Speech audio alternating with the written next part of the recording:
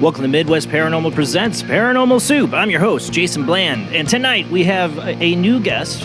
Haven't had her on the show before, Zen Cryar DeBrucke. She is the founder of the Smart Soul Academy, and we're going to talk about your internal guidance system. What does that mean? Well, you will find out tonight. It's going to be talking about your inner direction, you know, that knowing to go in the right direction that's the best for you in your life's purpose. That kind of, I need that direction. I actually really do need that help in my life right now. So this is probably the perfect guest for me. Hopefully for you, if you're in that kind of situation where, you know, for me, it's like deciding on a new job. For you, it might be on a relationship. I don't know. You can call in and ask for Zen's advice later in the show, of course. Later in the show, we'll open up the phone lines. And of course, we've been gone for over a week. Didn't have a show last Sunday, so I got a lot of weird to get to. And, probably not Rob tonight. He should be getting his rest. I hope you're getting your rest, buddy. I don't know if anybody's seen his Facebook post. He's going through some medical stuff right now. And we're all praying and hoping for the best for Rob, that he's going to get better. And he's got to definitely take that time to regroup. So, Rob, you're listening. Get your rest tonight, bud. Get your rest. All right, guys, we got a lot to get to, so let's go ahead and get rolling on into it.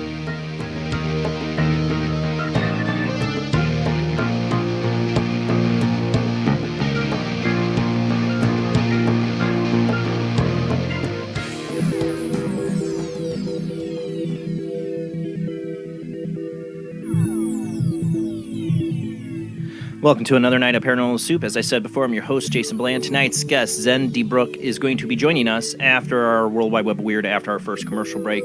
And like I said, later on the show, we'll open up the phone lines. You can talk to her yourself. Joining me, as always, is my beautiful co-host, Jamie D. How you doing tonight, Jamie? I'm doing great, thank you. I'm looking forward to hearing her insight tonight. Yeah, like we were talking about the show. I have a big decision in life coming up, maybe tomorrow, and I am all over the place in my internal guidance system. I really I'm the worst at worry, fear, anxiety, and talking myself out of stuff or talking myself into stuff. I don't know. I need help with my inner guidance system. So this is probably the best, perfect guest that I had to have for me in this time. I didn't plan it that way. Just came out that way. Yeah, no coincidences here. Like I said, we got a lot of weird to get to, so let's go ahead and roll into the World Wide Web of Weird.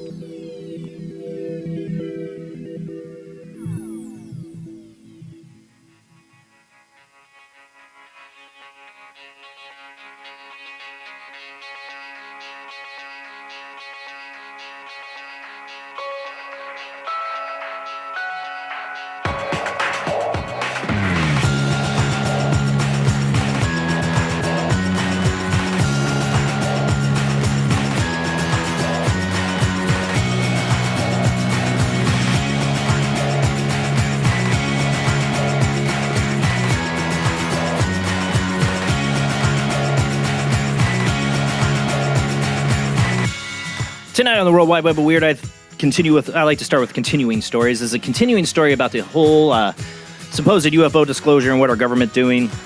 This one's from Unexplained Mysteries. Pentagon renames and expands its UFO office. I'm like, they just started. They're already renaming it and expanding? What does that mean? Excuse me, man. I got a frog in my throat to start tonight out. Great. But yes, and then, of course, Rob's not here to run the World Wide Web Weird, so you got me. And you know how badly I do it.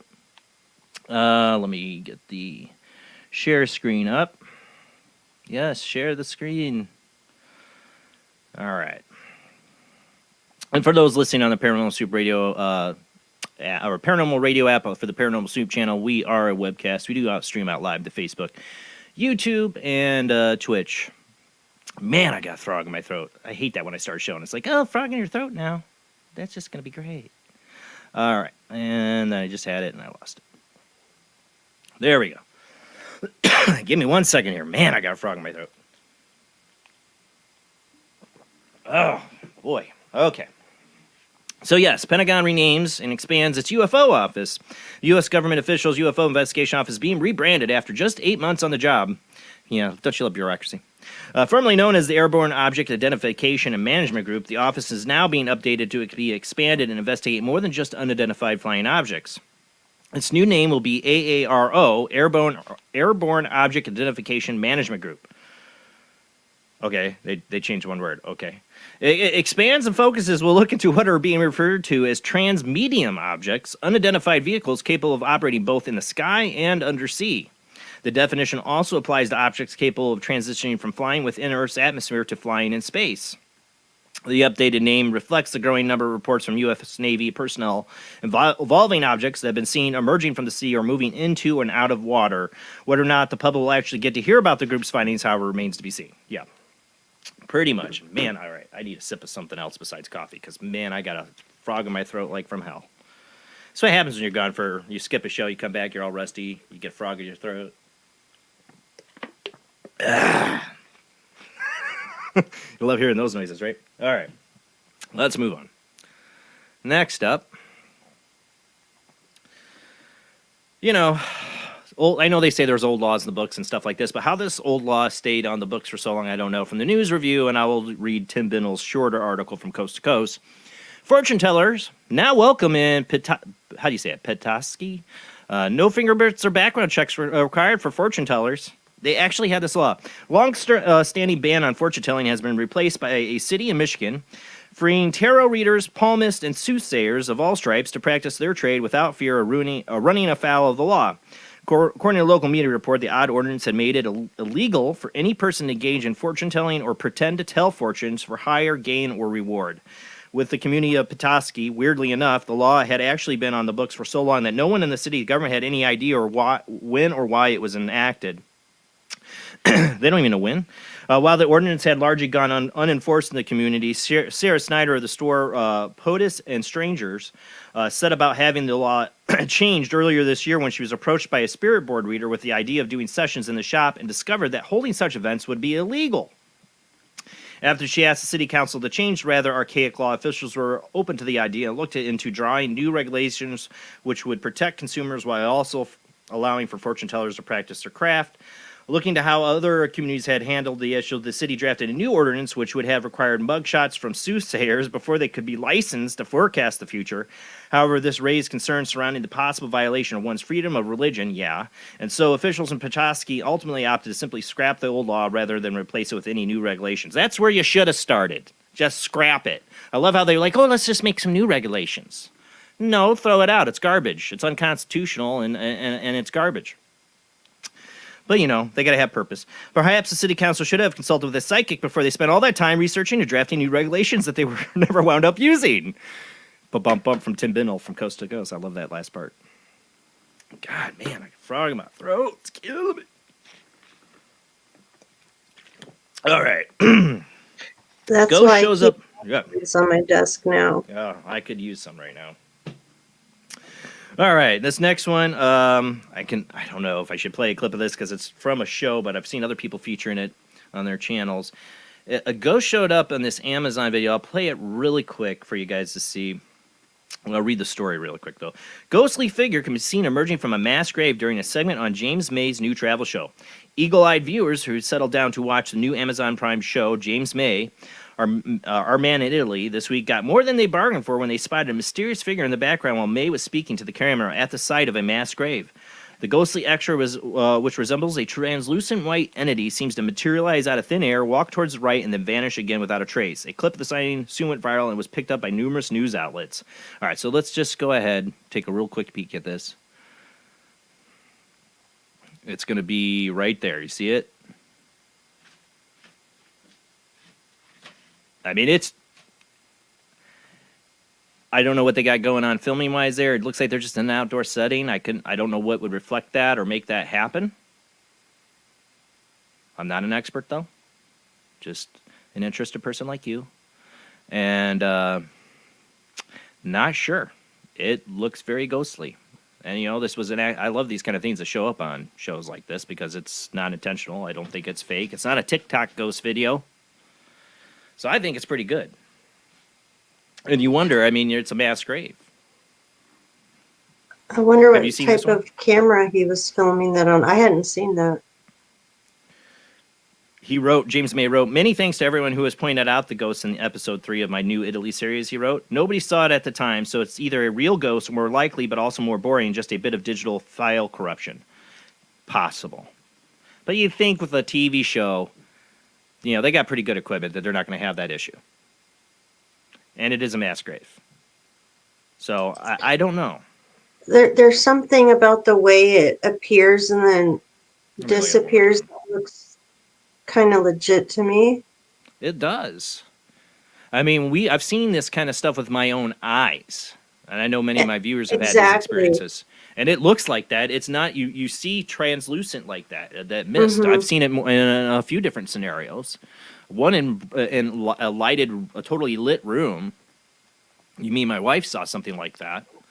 Another one, we were on Primrose Road, and there had been like 10 of us, and one started to form right in front of us. Oh, I had one that stood in this doorway with the light. She turned the light on and stand there. And the way that even the environment in the background kind of blends as it's passing, like that would be some really good editing.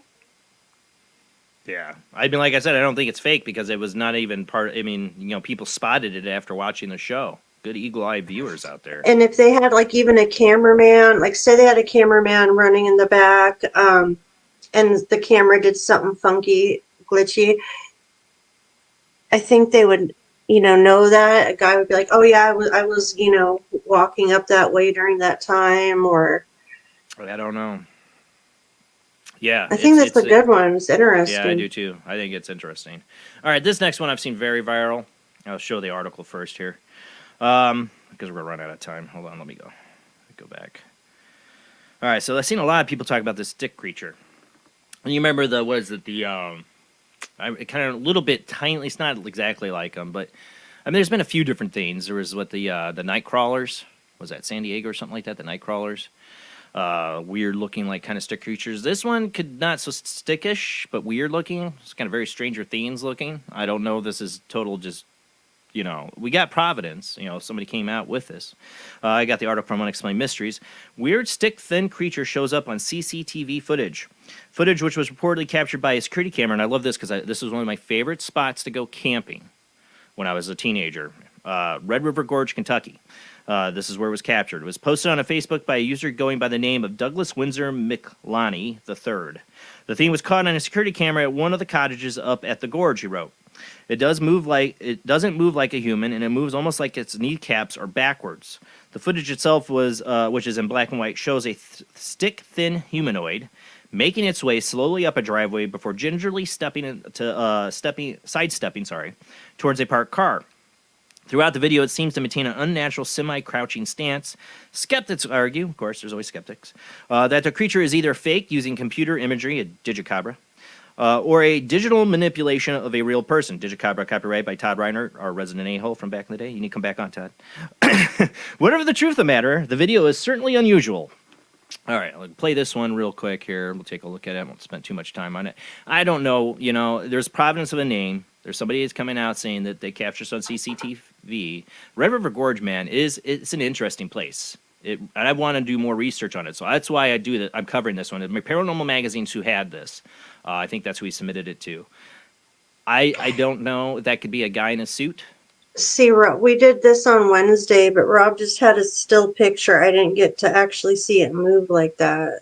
Yeah, see how it moves, and it's like, of course, I'm fast forwarding it here, but that could be a total person in like a skin suit, yeah, or something. I don't know.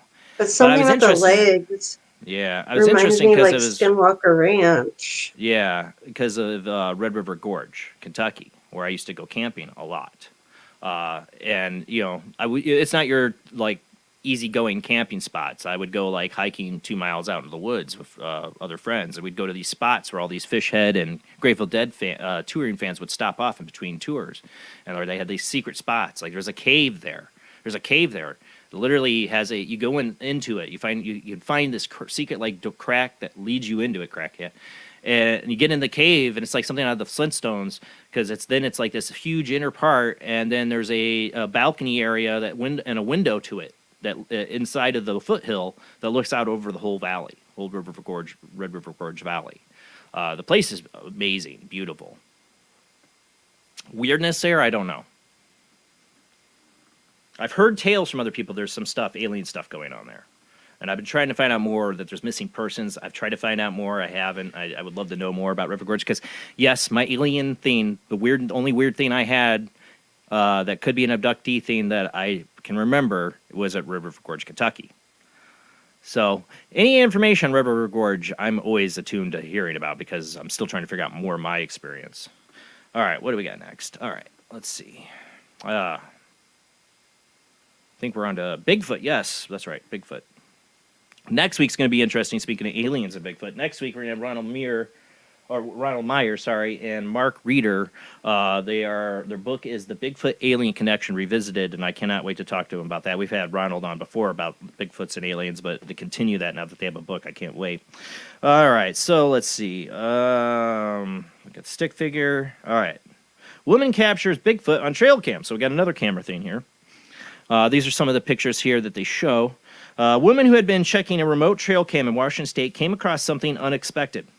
When Carolyn Day ran through the images captured by a remote woodland camera set up in Washington's Snoqualmie Valley, I probably got that wrong, she expected to see deer, bears, cougars, and other wildlife. Instead, however, she saw what appeared to be a large man covered in hair. I just checked my camera that is deep in the woods behind Mount Si in the Snoqualmie Valley. I totally don't know the name of that one. Either there is a Sasquatch in the area, or I'm being expertly pranked, she wrote. The curve of the way it bends from the knee, or the curve of the calf and the way it bends from the knee, the length of the arm, the way the head hair sticks out over the shoulder hair, not as seen, both skin and hair on face, deep-set eyes. It's hard to tell because the sunlight's hitting this cam like at a real bad angle. It's really dark. And there is one picture down there in the right corner. I don't have all the pictures. You can get this from Unexplained Mysteries, or I think the original articles from the Daily Star has some more of the pictures. There's one where it's like he looks right at the camera, but it's so contrasted from the light in the sun that you really can't see much. I mean, it's either a Bigfoot or it's a fake. It's not a bear. It's not anything else. It's either Bigfoot or a fake. And if this person's not faking it, and they're saying somebody's pranking them, but who would go out there and find a random trail cam and do this out in the middle of nowhere? Because it's supposed to be out in the middle of nowhere. And imagine lugging a big suit and then putting it on and just looking for a trail cam to prank like this. I don't know if it's shenanigans. I don't know, but it's interesting, and it's like I said, it's one or two things. It's either Bigfoot or it's total shenanigans. Sometimes it's either Bigfoot, shenanigans, or misinterpretation, or something else. But it's one or two things here. This is either Bigfoot we're looking at, or it's shenanigans. I hope it's Bigfoot. I hope it's not shenanigans. I don't even see any purpose for people to do it. I mean, this person got an article. If they were faking it, that's all they got out of it. I mean, what else good would it do them? I think a good possibility this is legit. I mean, it's definitely the area for Bigfoot. All right, let's move on. All right, speaking of Bigfoot, this one, yeah, we were talking about Jamie before the show, people being people, humans, you know. This next one, if I can get the dang article up, here we go. Mugshot and all, this guy isn't Bigfoot. Man kills friend to stop him from summoning Bigfoot. Some people believe really hard about Bigfoot, I guess. Bizarre murder investigation concerns a case of a man who believed that his friend had sent Bigfoot to eat him. The mind-boggling incident occurred along the South Canadian River, the Pontotoc County, Oklahoma, at the weekend, where two men, both 53, had been noodling in form of fishing using only hands. Oh, I'm thinking like they're like noodling, like cuddling each other. No, that's some kind of fishing. Okay.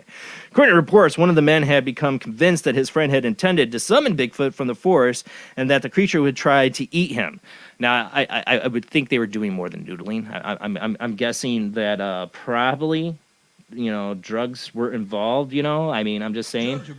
According to reports, one of the men had become convinced that his friend intended to summon Bigfoot from the forest and that the creature would try to eat him. Fearing for his life and believing that he'd been tricked into being there, the man then attacked his friend, resulting in an hour-long battle which cost the alleged Bigfoot summoner his life. Suffice it to say, there may be some sort of drugs involved. Again, like I said. Reminds they me were of just synthetic. noodling. It's sad. Somebody died because somebody lost their crap, I guess. He appeared to be under the influence of something, said Sheriff John Christian. Yeah, you bet he was. His statement was that his friend had summoned Bigfoot to come and kill him. The accused is now facing charges of first-degree murder and could go to jail for life. Again. Yeah, take it from Mr. Mackey. That's sad. I mean, you know, these guys were friends. If this guy was on drug and he wakes up from that and he goes, "You murdered your friend." I mean, that's crazy. I mean, he could just have been unstable, and then this was the time that it just happened. You know, he had a snap, or his friend was trying to summon Bigfoot and kill him. That's the other possibility. We will never know. That'll be for a jury to decide, right? I don't think that'll be his defense in court, mental insanity or, you know, that. Okay. All right, on to the last thing. Now, you know, recently, we've had a couple of different scenarios now from the Mars rover where they're finding space junk on Mars. I'm just noticing more of these articles and photos. And this one here, spaghetti-like object spotted on Mars, surface of Mars. At a glance, a picture of a spaghetti-like object, this is from Unexplained Mysteries, sitting on the red planet's dusty surface could have easily been mistaken for something that you might find at the bottom of the ocean. However, in this particular case, the object discovered by the rover is definitely not evidence of ancient extraterrestrial life. It's definitely not evidence. They gotta make sure they tell us that, right? Instead, what the Perseverance has found is further evidence that even Mars is not immune to problems of space debris. Recently, NASA released images showing parts of a spacecraft's thermal blanket strewn across the surface, and its latest find is likely to be another piece of the same debris. It looks like a triangle of strings or fibers that are pretty much exactly what it is. While it's interesting to see where the debris from the spacecraft and landing mechanism has landed, it does raise questions on whether we should be leaving these objects all over the surface. Earth's orbit is already filled with space debris, and we're also left our mark on the moon. It seems we are destined to leave our trash behind pretty much everywhere we go. We haven't even been there yet. We're just sending our robots. But I'm not getting on this rant about us leaving space garbage. We'll cover that another day. But have you noticed? You know, they had the thermal blanket. There was another one, though. I could swear there was another one we covered, another piece of debris. But I have not seen any mention what's the debris from, what spacecraft. It seems like they don't know. From the rover, like from the landing of the actual. But when I had the one article, they said it wasn't from the rover, and they could not identify what it was or where it was from. I think when I read this one last week, that's what they were trying to write it off as, you know, to give us a nice little bow tie explanation. Yeah. I mean, maybe it's its own trash, but it seems like they're investigating something is what I'm getting at. Ooh, mystery. You know, maybe it's restructuring, but I feel like they are, because like the initial statements from NASA was that they didn't know what this was. They didn't know what craft it came from. If they knew it, I mean, right away, if it was any possibility of it being from the rover, they would have stated that first, and they didn't in those first articles. Or at least that's how they're writing it, but that seemed to be NASA's statements on it right away. They didn't know what it was. They didn't even put in the possibility of being from the rover because it was away from the actual landing site. So I don't know. I mean, who else is going to Mars? I know there's planned missions. Did China, I think, has done a little bit of something, but they don't have a rover yet, right? I mean, I think it's just us. I just think there's more going on with Mars. I've had guests on here that say aliens are already there, or a military base of American soldiers is already there. Yeah, we've had all that stuff. I don't know if any of that's true. It's at the very best, a 7-month journey? That's how long it took the Perseverance to get there. I mean, but with an actual manned crew and a ship that we don't even have technology now. I mean, I have my doubts about Elon Musk's SpaceX. I mean, I really do. He's getting ready. He's getting rid of all his worldly possessions right now and going downsizing. Yeah, we're finding out more and more why Elon Musk wants to get off this planet. Uh-huh. Yeah, he's got too many. He's fathered too many children. He's trying to run from child support. Oh, he's got the money. That's it for the World Wide Web of Weird. Sadly, like I said, we had no Rob tonight. Hopefully, Rob, you are resting. Maybe you're listening to the show. If you are, just get your rest, buddy. Hopefully, you'll be back in a couple weeks and you'll be better. Tonight's guest is Zen Cryar DeBrucke. DeBrucke, I gotta get that right. DeBrucke. She will be joining us after the commercial break, the interview, and talk about your internal guidance system. And like I said, I really need help with that. My internal guidance system, sometimes it can really be dead on. Like, wow, how did I know that? Or led me in the right direction. Led me to this show. Sometimes it's dead on. I'm in the flow, man. And other times when I'm really stressing out about a big decision I have to make, man, I can't even touch that internal guidance system. I can't. It's like, you have the magic 8 ball and you shake it. And like, I don't like that answer. I'm going to shake it again. That's my internal guidance system. I just keep shaking it. So I could use help, and I bet you guys could too. Our guest tonight, Zen DeBrucke, will be joining us after the short commercial break. We'll be right back.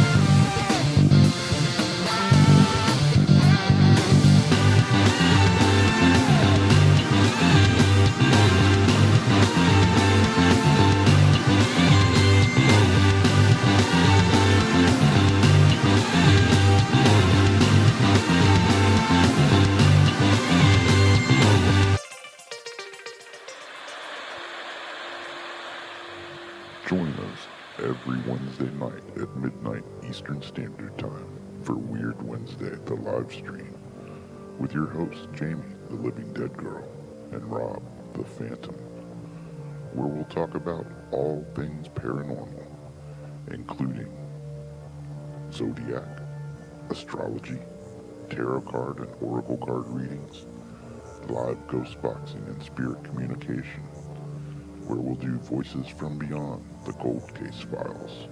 So we hope you join us live on Facebook and YouTube every Wednesday night at midnight Eastern Standard Time.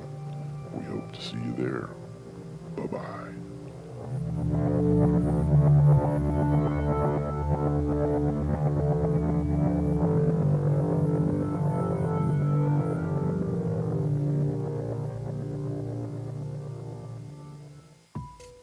Since 1948, Fate magazine has brought you reports of the strange and unknown, all of them true. Fate Radio is carrying on that tradition, bringing you the unusual, macabre, strange, and bizarre. Join host Kat Hobson Sunday nights from 8 to 10 p.m. Eastern on WBHM Digital Broadcasting.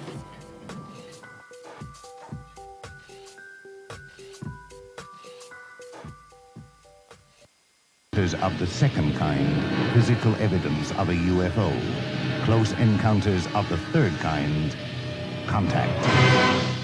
From Steven Spielberg, the director of Jaws, comes one of the most ambitious and unusual films ever made. And what you will see has never been seen before. It's a cosmic mystery crossing what many scientists believe will be the next threshold of human experience. It is called Close Encounters of the Third Kind. It begins in an Indiana town and leads to one inescapable conclusion. We are not alone.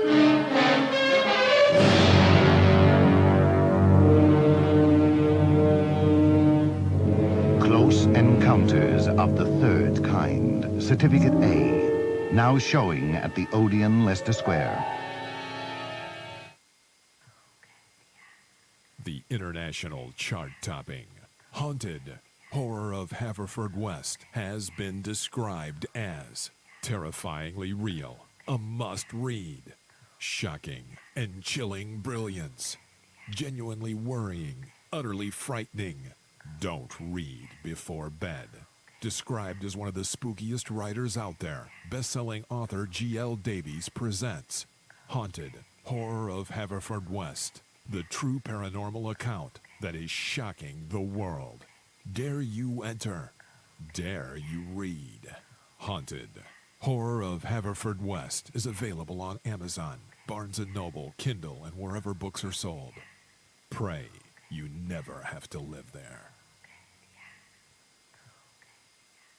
This is the sound of a space clock aboard a U.S. satellite 180 miles above the Earth. No one winds up this timepiece. It's powered by a tiny battery, a battery that delivers power for years without replacement. Now the same type of battery, the Duracell battery, can bring new reliability and long life to your battery-operated equipment. Radios, cameras, toys, all run far longer.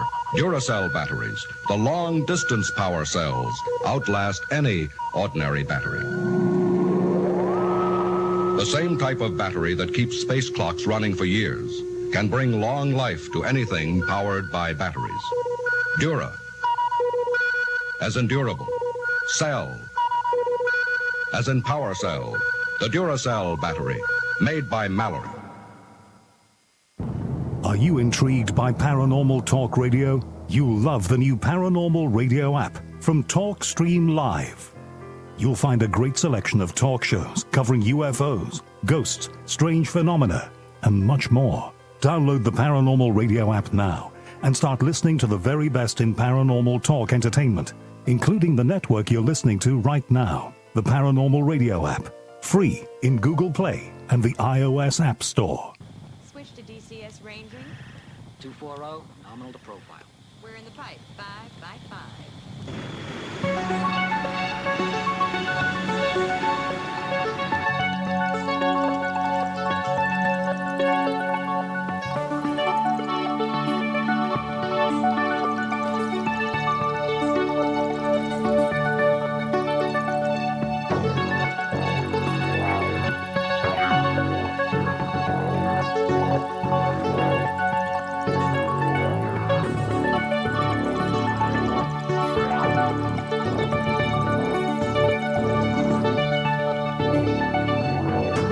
Tonight on Paranormal Soup, our guest is Zen Cryar DeBrucke. Zen, formerly a high school dropout, built a tech company of 45 employees in the Bay Area that was skyrocketing during doing business with the Fortune 500 companies and global conglomerates, and then came to the dot-com bust. While all of her friends, colleagues, and associates were frantic as their business collapsed under them, Zen stayed well. Zen and her company was catering to, but she was able to reconfigure her thinking to easily stay peaceful, even happy, and sanguine. They all wanted to know why. It was because she had discovered something so profound and perfected it over the years to the point that this discovery drove her company's success.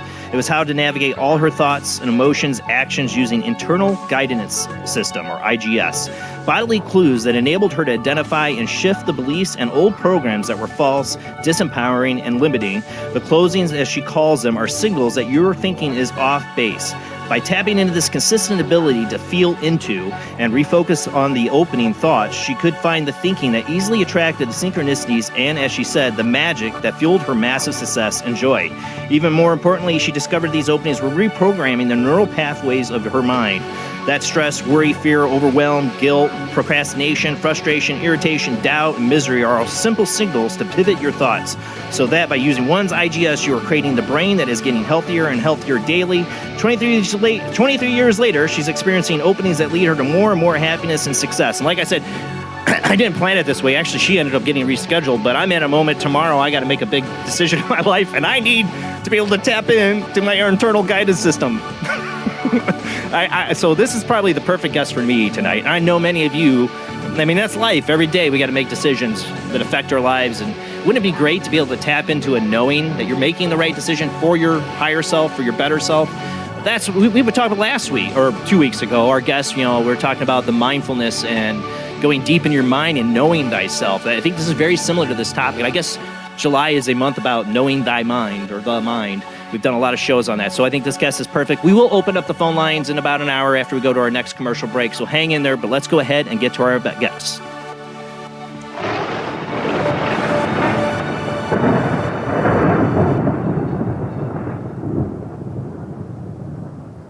Wow, a week off and I can't talk, I swear. All right, let's make sure our guest is working all right here. I'll add her to stream. How you doing tonight, Zen? I'm good. How are you? You have Doing no good. idea. You sound good. Thank you. You have no idea how funny the whole me waiting in the backstage was. Do you know who Art Bell is? No, I don't at all. Of course I do, yes. I was his board op. What?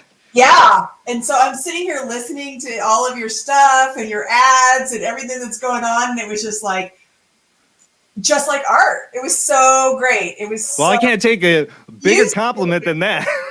Even your music, it was like, oh my God, I'm having this moment of nostalgia. I'm so excited to talk to you. More than anyone, of course, Art Bell is my biggest influence for doing this show. And, I could tell you've nailed it. I was his board op. I will spit out my coffee on that comment, but yeah, no, I don't feel like that. You did. You nailed it. You seriously nailed it. Especially he had a show on Sunday night. I can't remember the name of it. It was a little bit different. Dreamland. Dreamland. So I did Dreamland, and then I did the next 3 nights. Wow. Dreamland was the main thing. And it was so great because, I'm sorry I took us off topic. Is this okay with you? No. I'm a big, huge Art Bell fanboy, so I can sit here and listen to you talk about all that all night long. Probably not my audience, but actually a lot of them are Art Bell fans too. So. And if you're not, go get tuned in with him. Go to Coast to Coast AM and go through all the archives. But anyways, and I have nothing to do with that. That's not an affiliate. But it was so amazing because when I was 22 years old, I was working in a live theater and I was doing the board. And I got an opportunity to work as a board op. I got my FCC license and all of that. And it was so great because Art took his own callers. I just basically ran the commercial, ran all the syndicated shows, right? But he would call me and be like, hey, sweetheart, do you have a question? And I'm like, yeah, ask him this, ask him that. And he'd be like, okay, so one of our callers has a question. It was so great. And he was just wonderful. And he's like, how do you think it's going? And we talked a little bit about whoever showed up and on the commercial breaks. And I loved Art. Art was really special. Yeah. And then now, 30 years later, I was on Coast to Coast AM with George Norrie 3 times now. So it's really, and that was not a plan. That was not something that was in my idea in that time period at all. So anyways, we can get started. I'm sorry. Oh, that's all right. No, trust me. You can Art Bell talk all night long, and I'm going to sit here and listen because, when I was in the 90s, I was in high school, and I've had weirdness all my life. We'll get into it, Zen. We got a lot of time. Let's do it. But I had a lot of weirdness in my life, and nobody to talk to about it. And Art Bell was my savior. You know what I'm saying? To listen to other people and him and everybody, the guests and the callers, especially the callers, to know you're not alone and all the weirdness. There's a lot of weird going on out there, and you're not alone. Art Bell was your friend in the night. And that's the hugest influence on me doing this show. So I'm red in the face. If you can see if it wasn't for the light. You really done a good job. Literally, the whole time I was waiting in the green room, I was like, oh my God, I'm going to have so much fun tonight. This is like art. And who is this gorgeous beauty that just joined us? This is Jamie, one of my co-hosts here. Usually we have Rob too, but he's got health issues. Rob, hope you're getting better, buddy. Get your rest. But yes, this is Jamie D. Hi, Jamie. Nice to meet you. Nice to meet you too.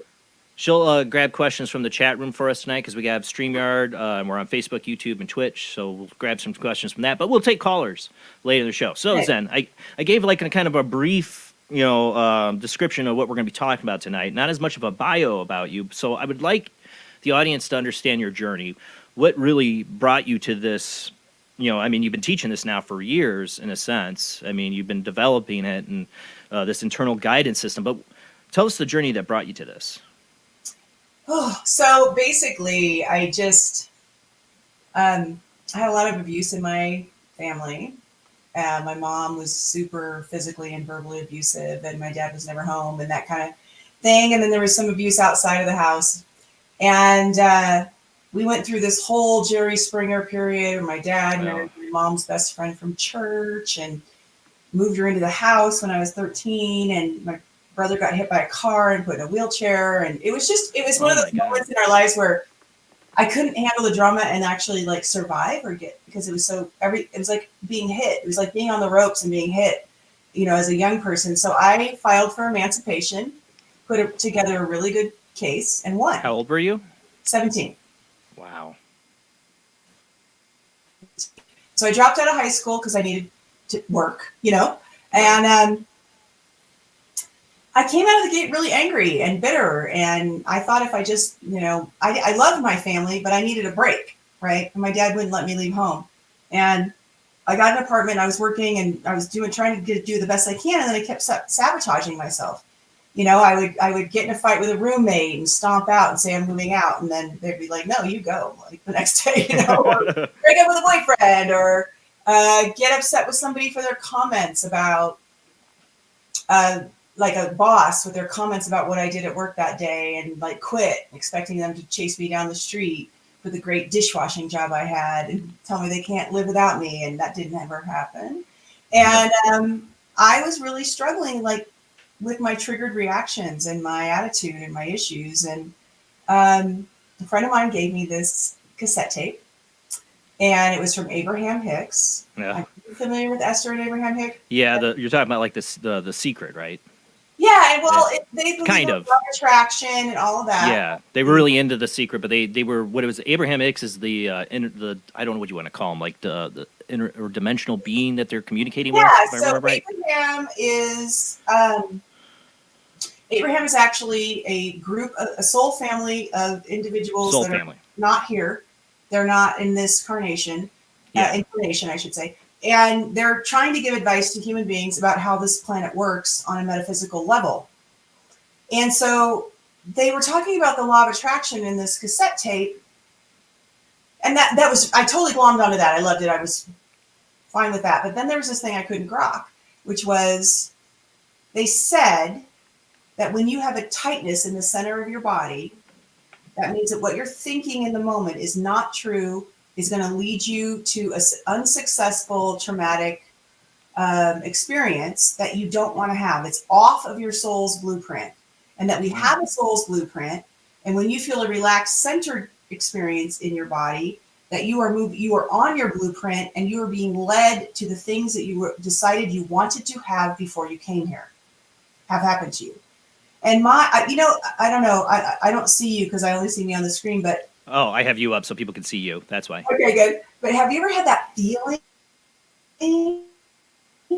that like thick, like when you get a new idea and it feels foggy here? Does that make sense to you? What I'm trying to say? You can leave me out. That'll happen if I get a creative idea.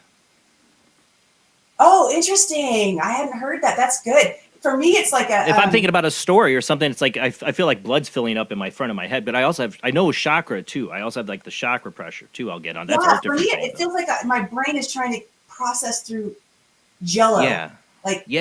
Trying through something, and I don't quite get it, and I'm trying to get it, And so that was what it was like for me. I was driving around in my 1976 Toyota, which is a Honda Civic without the N, and and I rewind. I must have listened to that 80 times, and I was trying because I knew that I had that tightness.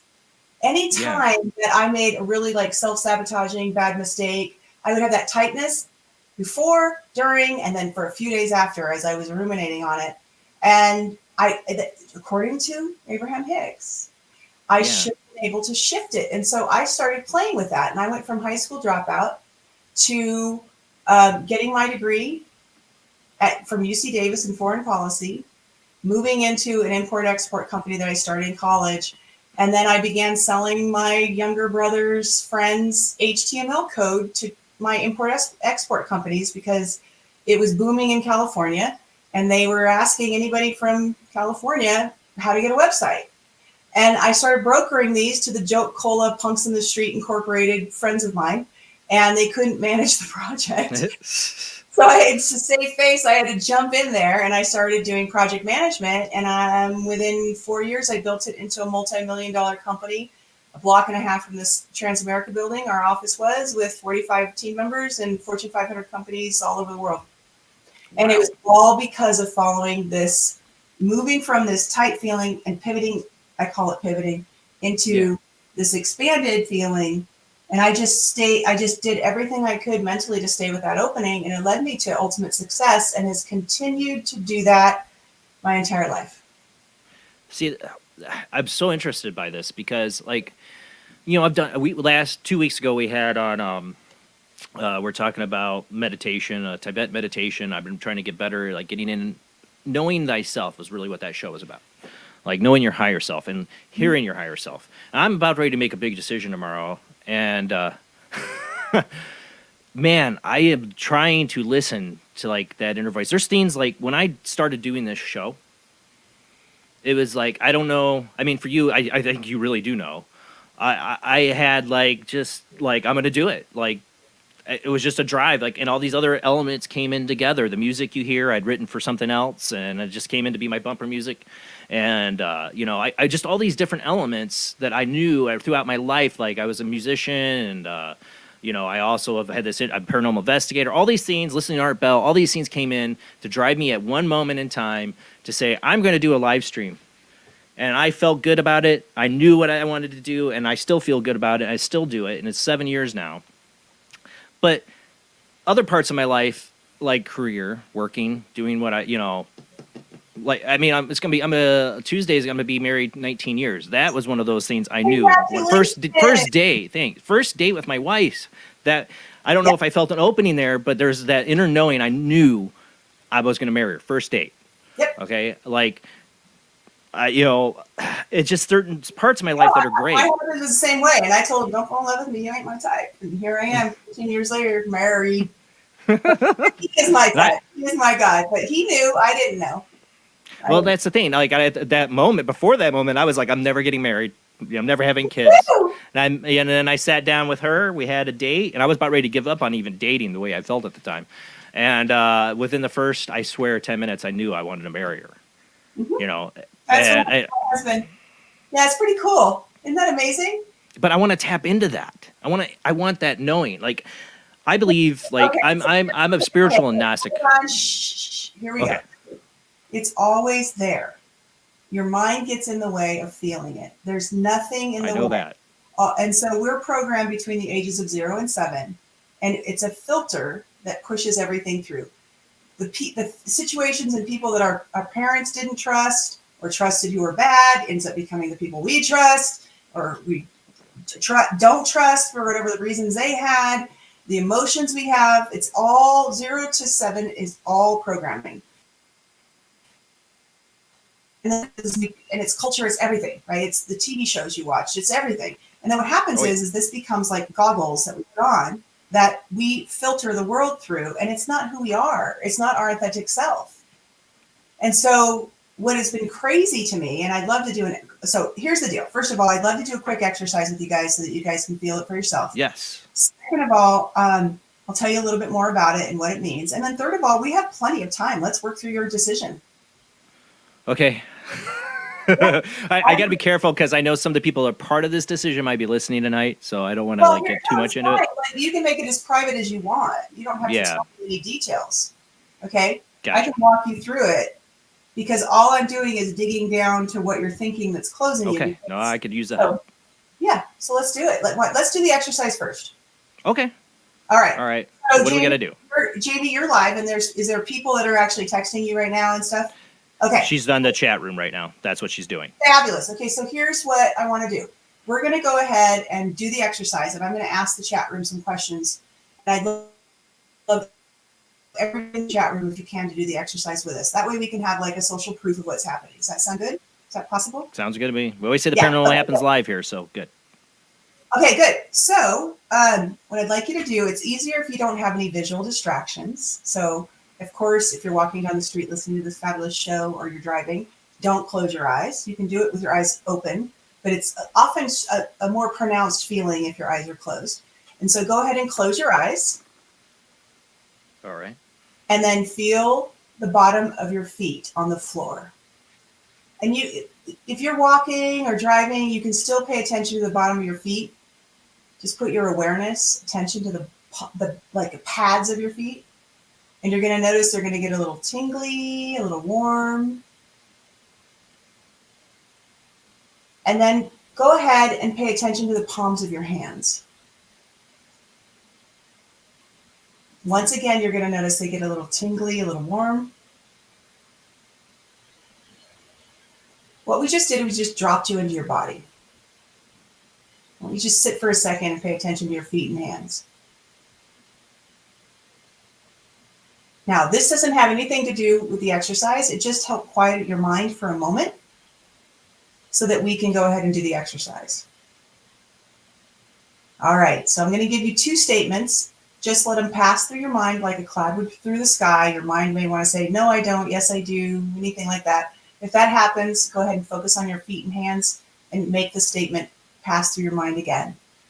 And then we'll do one more, and then we'll talk about it. Feet, hands, just pay attention real quick, just to drop back in. All right. The first statement is, I do not have an internal guidance system. Let it float through. Notice any experience that you feel or sensation between your throat and upper solar plexus. I do not have an internal guidance system. All right. Focus on your feet and hands again for a moment just to clear that. Here's the next statement. Notice any sensation between your throat and upper solar plex. I do have an internal guidance system. I do have an internal guidance system. Noticing any sensation between the throat and the upper stomach area. Okay, wiggle your toes and your fingers, open your eyes. How was that? Did you experience anything? Yeah. Yeah. Jamie, go ahead. Go first. Yeah, go, Jamie. The first one, I started feeling a pulsating kind of pounding in the back of my head here. And then on the second one, it felt like a smooth, like a breezeway was going through me. Yes. On the first one, did you notice any tightness or tension at all? Yeah, the tension started coming up here, and then it was pulsing in my head. Yes, we call that a closing. And Jason, and then I'm going to ask you again, what was the other one that you felt, Jamie? When I said I do have an internal guidance system, you said that it was like a breezeway, but did the tension, like a breezeway? Did all the tension leave in your head? It did. Mm-hmm. All right, fantastic. Thank you. And Jason? With the first one, I don't have an internal guidance system. I felt like my throat and my chest, like I felt like this, like my throat like had something in it, which I get that feeling sometimes. And then my chest got a little tight. Okay, and then the second one? The second one, I felt like a little bit of I still felt it in my throat. Okay, I still felt the same pressure in my throat, but then I felt the chest release a little bit. Okay, good. So, did you have any doubt in your thoughts that you couldn't feel your internal guidance system, or this is something you can't do, or? Oh, I am filled with doubt all the time. Yeah. The throat. So these three areas have a different experience. What I've discovered is that in decoding this is that the throat, when it feels almost like there's a block, there's like a line, and it tightens, right? And so that is when we are disempowering ourselves with our thought. I can't do it. Doubt. I'm not worthy of it. They won't listen to me. they don't love me. There's all kinds of thoughts that are related to this, and it's all childhood programming when you're a kid. So if you think back, you can connect it. They're all gonna laugh at you. That's what I think. Okay, there you go. There's a perfect one, right? And we all have it. I got chose last for kickball all the time. I was the goofy. Right, me too. And so, and then the chest area is real-time thinking as you're thinking about strategy, where you're going to go, what you're going to do, how you're going to do it, decisions you need to make. That's the chest. And then the solar plexus is a belief system that is coloring everything in your life. So an example of that would be the stuff we learn when we're young. I'm shy. I'm not athletic. I am bad with money. And you get bad with money from like a mom or a dad who's bad with money, right? These are the kinds of things that become a belief system. And then what happens is you're thinking that way, and your IGS is trying to tell you have a totally wrong thought about this situation. It could be, a big one. My spouse is cheating on me. My girlfriend's cheating on me. I can't trust my business partner. People are stealing from me. Another good one is when you're having some people do work for you. They're not being honest with me, or they're trying to cheat me. Like big thoughts where everything that comes in is colored by this particular context. Does that make sense to you? Yeah. So we are feeling these all day long. I've worked with people who have the throat closing, who said they've actually gone to the doctor to find out if they have cancer and never found anything.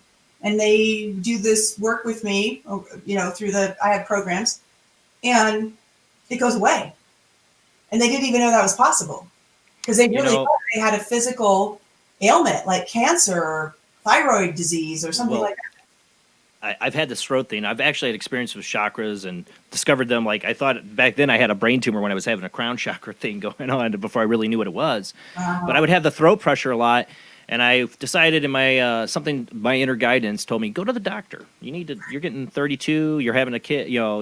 Just had a kid. You need to go get checked out. And I think I was 34. I think it was, and it was not long before I started this show too. And I went to the doctor, and he felt my throat. He goes, "Oh, you got a lump there." Like you don't want to hear that. And I ended up having half my thyroid taken out. Luckily, it wasn't cancerous. But after that. After I healed up from that, that's when I got the passion to speak out and start doing the show. Mm-hmm. And I've always wondered because I know the throat chakra can have a lot to do about speaking and getting your voice, or Yeah, well, we can talk about that because there's some really big. And I don't have all the answers. I've literally spent since 1993 decoding this one thing, and I follow the opening and the closing, the tightness, and for pretty much the whole time, I got a tightness, which means not no, but don't do that. Don't go there. It's not true for you. About studying other people's work in relation to this, because I got very clearly that I didn't need to be influenced by other people's work. That once I'm complete with this, and now I could collaborate from a place of freshness, and I wasn't. Nothing that I've done is a derivative. It's all unique, right? And so that's part of it. Okay, so we're going to do two things real quick, if you don't mind. I don't mean to run your show. Can I run your show? No. You're fine. You're fine. Okay, good. So I'm going to have Jamie check in on this and ask your chat room people, what color is a yield sign? Oh. You know this one already? Did you read my book? Okay. I haven't read your book, but I know this from just my research. Fun, interesting facts that nobody cares about. Jason. Okay. So let's see what they say. I know tons of facts that won't change your life or matter a damn. All right. What are we getting from the live college? Yellow. Okay, red. Good job, Mr. Stallone. All right. So what about you, Jason? Red. Yes, red and white. It is red. How do you know that? Oh, Jamie, what is your answer? What was your first thought? Yellow. Yeah. Okay. Jason? I know it from people calling up the Mandela effect and as bad memory or program memory, because people claim that they've always been yellow. They've always been yellow, but it's one of the Mandela effects listed, and it's really because they changed it. I don't know. In 1971, Congress changed it to red and white, and by 1974, there were no yellow and black yield signs left in the United States. Like I'm 79, so I never even saw one. I'm all into the Mandela effect too because Yeah, I'm. and when I first read this, Girl. I go, they've always been yellow, right? No, but this is the thing that's important. So here's the thing that's really important about this aspect, and that's why I wanted to share it with you before we go into working on your issue, your decision. Is that it has been changed since 1974, yet people after the year 1974 will still remember it that way. And the reason is because it's locked into our American culture. We have billboards, t-shirts, book covers. Even my son, who is 8 years old and born in 2014, when he was 2 years old in 2016, he watched Olaf, the man who said Olaf, right, dance around Sesame Street with a yellow and black yield sign. Because the creators of Sesame Street remember the yellow and black yield sign. Yep. And so this is not like we're all idiots. It's that there is no way for our minds to update itself. It doesn't exist. When we go past something or we hit an experience, like when you're arguing with your spouse or talking to a coworker and you know that they are lying to you because you saw a particular thing or heard it a particular way, you will argue to the death that is not what they said. Even they're like, that's not what I meant. That's not what I said. That's not what I did. No, you don't understand. It happened to me. It happened to me all the time. Yep. I mean, one of the great things, I'll give you an experience. My husband, I'm a very exuberant person. If I were to have a totem animal, it would be a puppy with its tail wagging for the rest of its life, really, really fast. And and so my husband would be a dry tumbleweed, just rolling across the desert. Okay, so we come together, and I'm excited about an idea. And I came up one day, and I'm like, oh my gosh, we have to do this and this and blah blah blah, blah, blah, blah, blah. I'm so excited. And he looked at me deadpan and goes, I hate it when you manipulate me. And we've been married about 4 years. Yeah. We've been married about 4 years. You know, and of course, I went, right? Yeah. I thought immediately, I am not manipulating him. And I closed, which means what I'm thinking is not true or not going to happen. And so I was like, oh, I am manipulating him. And I opened, which means that is true. And first of all, when you open to something that's like that, you don't feel shame, guilt, remorse, ugly, miserable. You have this deep knowing and curiosity that arises. This is a natural part of our innate human experience. We will get to a place with our species where we never feel shame again. That would be awesome. We will. I know it. I've been using this for a long time. I don't know. There's some pretty shameless people on the internet. I don't think they feel any shame, but okay. People. They were raised in a particular way, but as we began their internal guidance system, and we began to parent our kids not as unintelligent little creatures, but as their own divine soul, you will find, and you go into the opening, we're going to find that there's a natural capacity for health. But what happened is I said, when I opened to, I am manipulating him, I said, tell me what you mean. I am not manipulating. I am not conniving. And he goes, you're not conniving. But this is manipulative of me, and it's not that you're doing it on purpose, it's the truth. I'm a man, and I want my woman happy.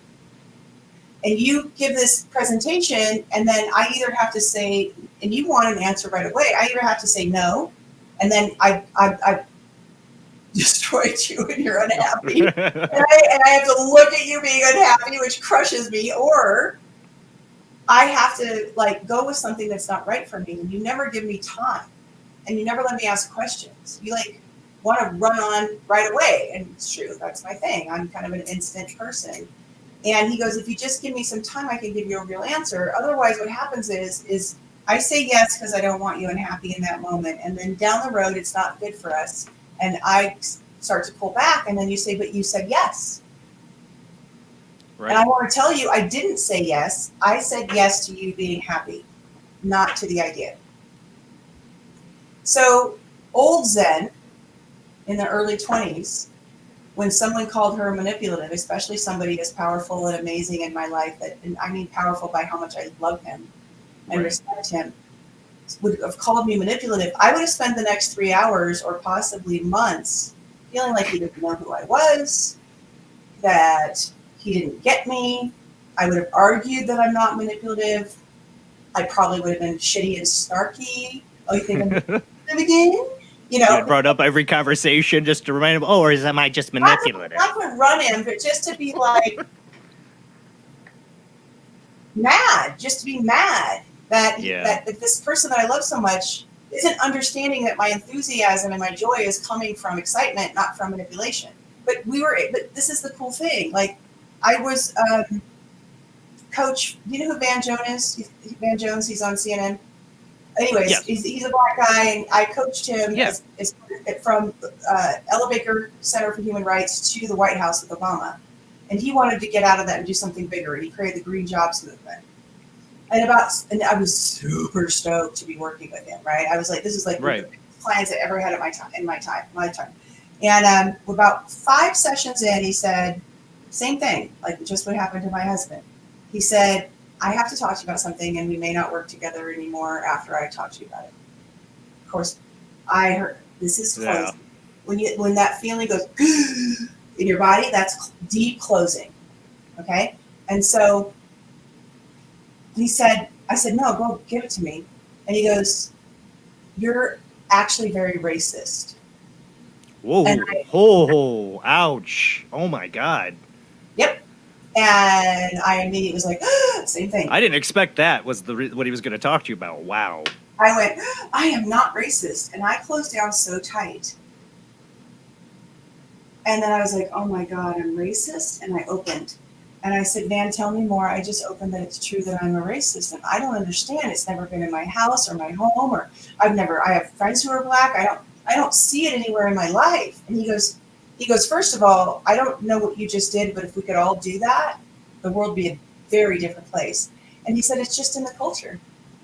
You've said things that are stereotypical that you got from TV and newspapers and other people talking that are in your subconscious mind, and you just pop them off as if they're true, and they're not. You have a reality of certain particular stereotypes. And yeah, of course, stereotypes can be used to a certain extent, but you need to be with the individual. Now, I wasn't being racist about him, but he had some projects going on, and there was some gang warfare and all this stuff. And what the comments that I made about those challenges was very myopic. So my point is that this internal guidance system knows more about us and our blueprint of what thoughts are going to carry us forward in the most powerful way to do our part and contribute to this planet in a way that is uniquely us. And we don't even know how to do that because of the way that we're brought in and this baby thing that then has to listen to everybody else. But we've been given this tool, the internal guidance system. I've been studying it for 23 years. I have, 23,000 people that have been really deep in it, and 4,000 have gone even deeper than that. And it's working for everyone. And I know this is a big statement, I have not had anyone come back and say it's not working. And That's a big statement. Yeah, it is a big, no, I made sure of it. I mean, the reason I started this in 1993 and I started teaching full force in 2006, and we are really just coming out of beta test, because I wanted to make sure that if I had people using this, it was infallible. My background is tech. It's like test until you have it nailed, right? And so I did the same thing with this personal development intellectual system that I can guarantee works. Guarantee. Yeah. One of the things I'd say, about what Van Jones said to you, though, I personally, I get what he's saying. There are things that are internally programmed into culture that are considered, would be racist and all that. But I think racism right now, that also shuts down conversation when you turn around and call somebody a racist. Okay. I want to change that about the way that they're approaching that. It's offensive. Yeah. It's 2005. Yeah. 2000, because Obama came in, this was 2006. Obama came in 2008, right? And so we were working to we have a totally different climate. Yeah. And the word racism is used to shut people down. Yep. And not allow further conversation. Yeah. It's a shaming thing versus Yep.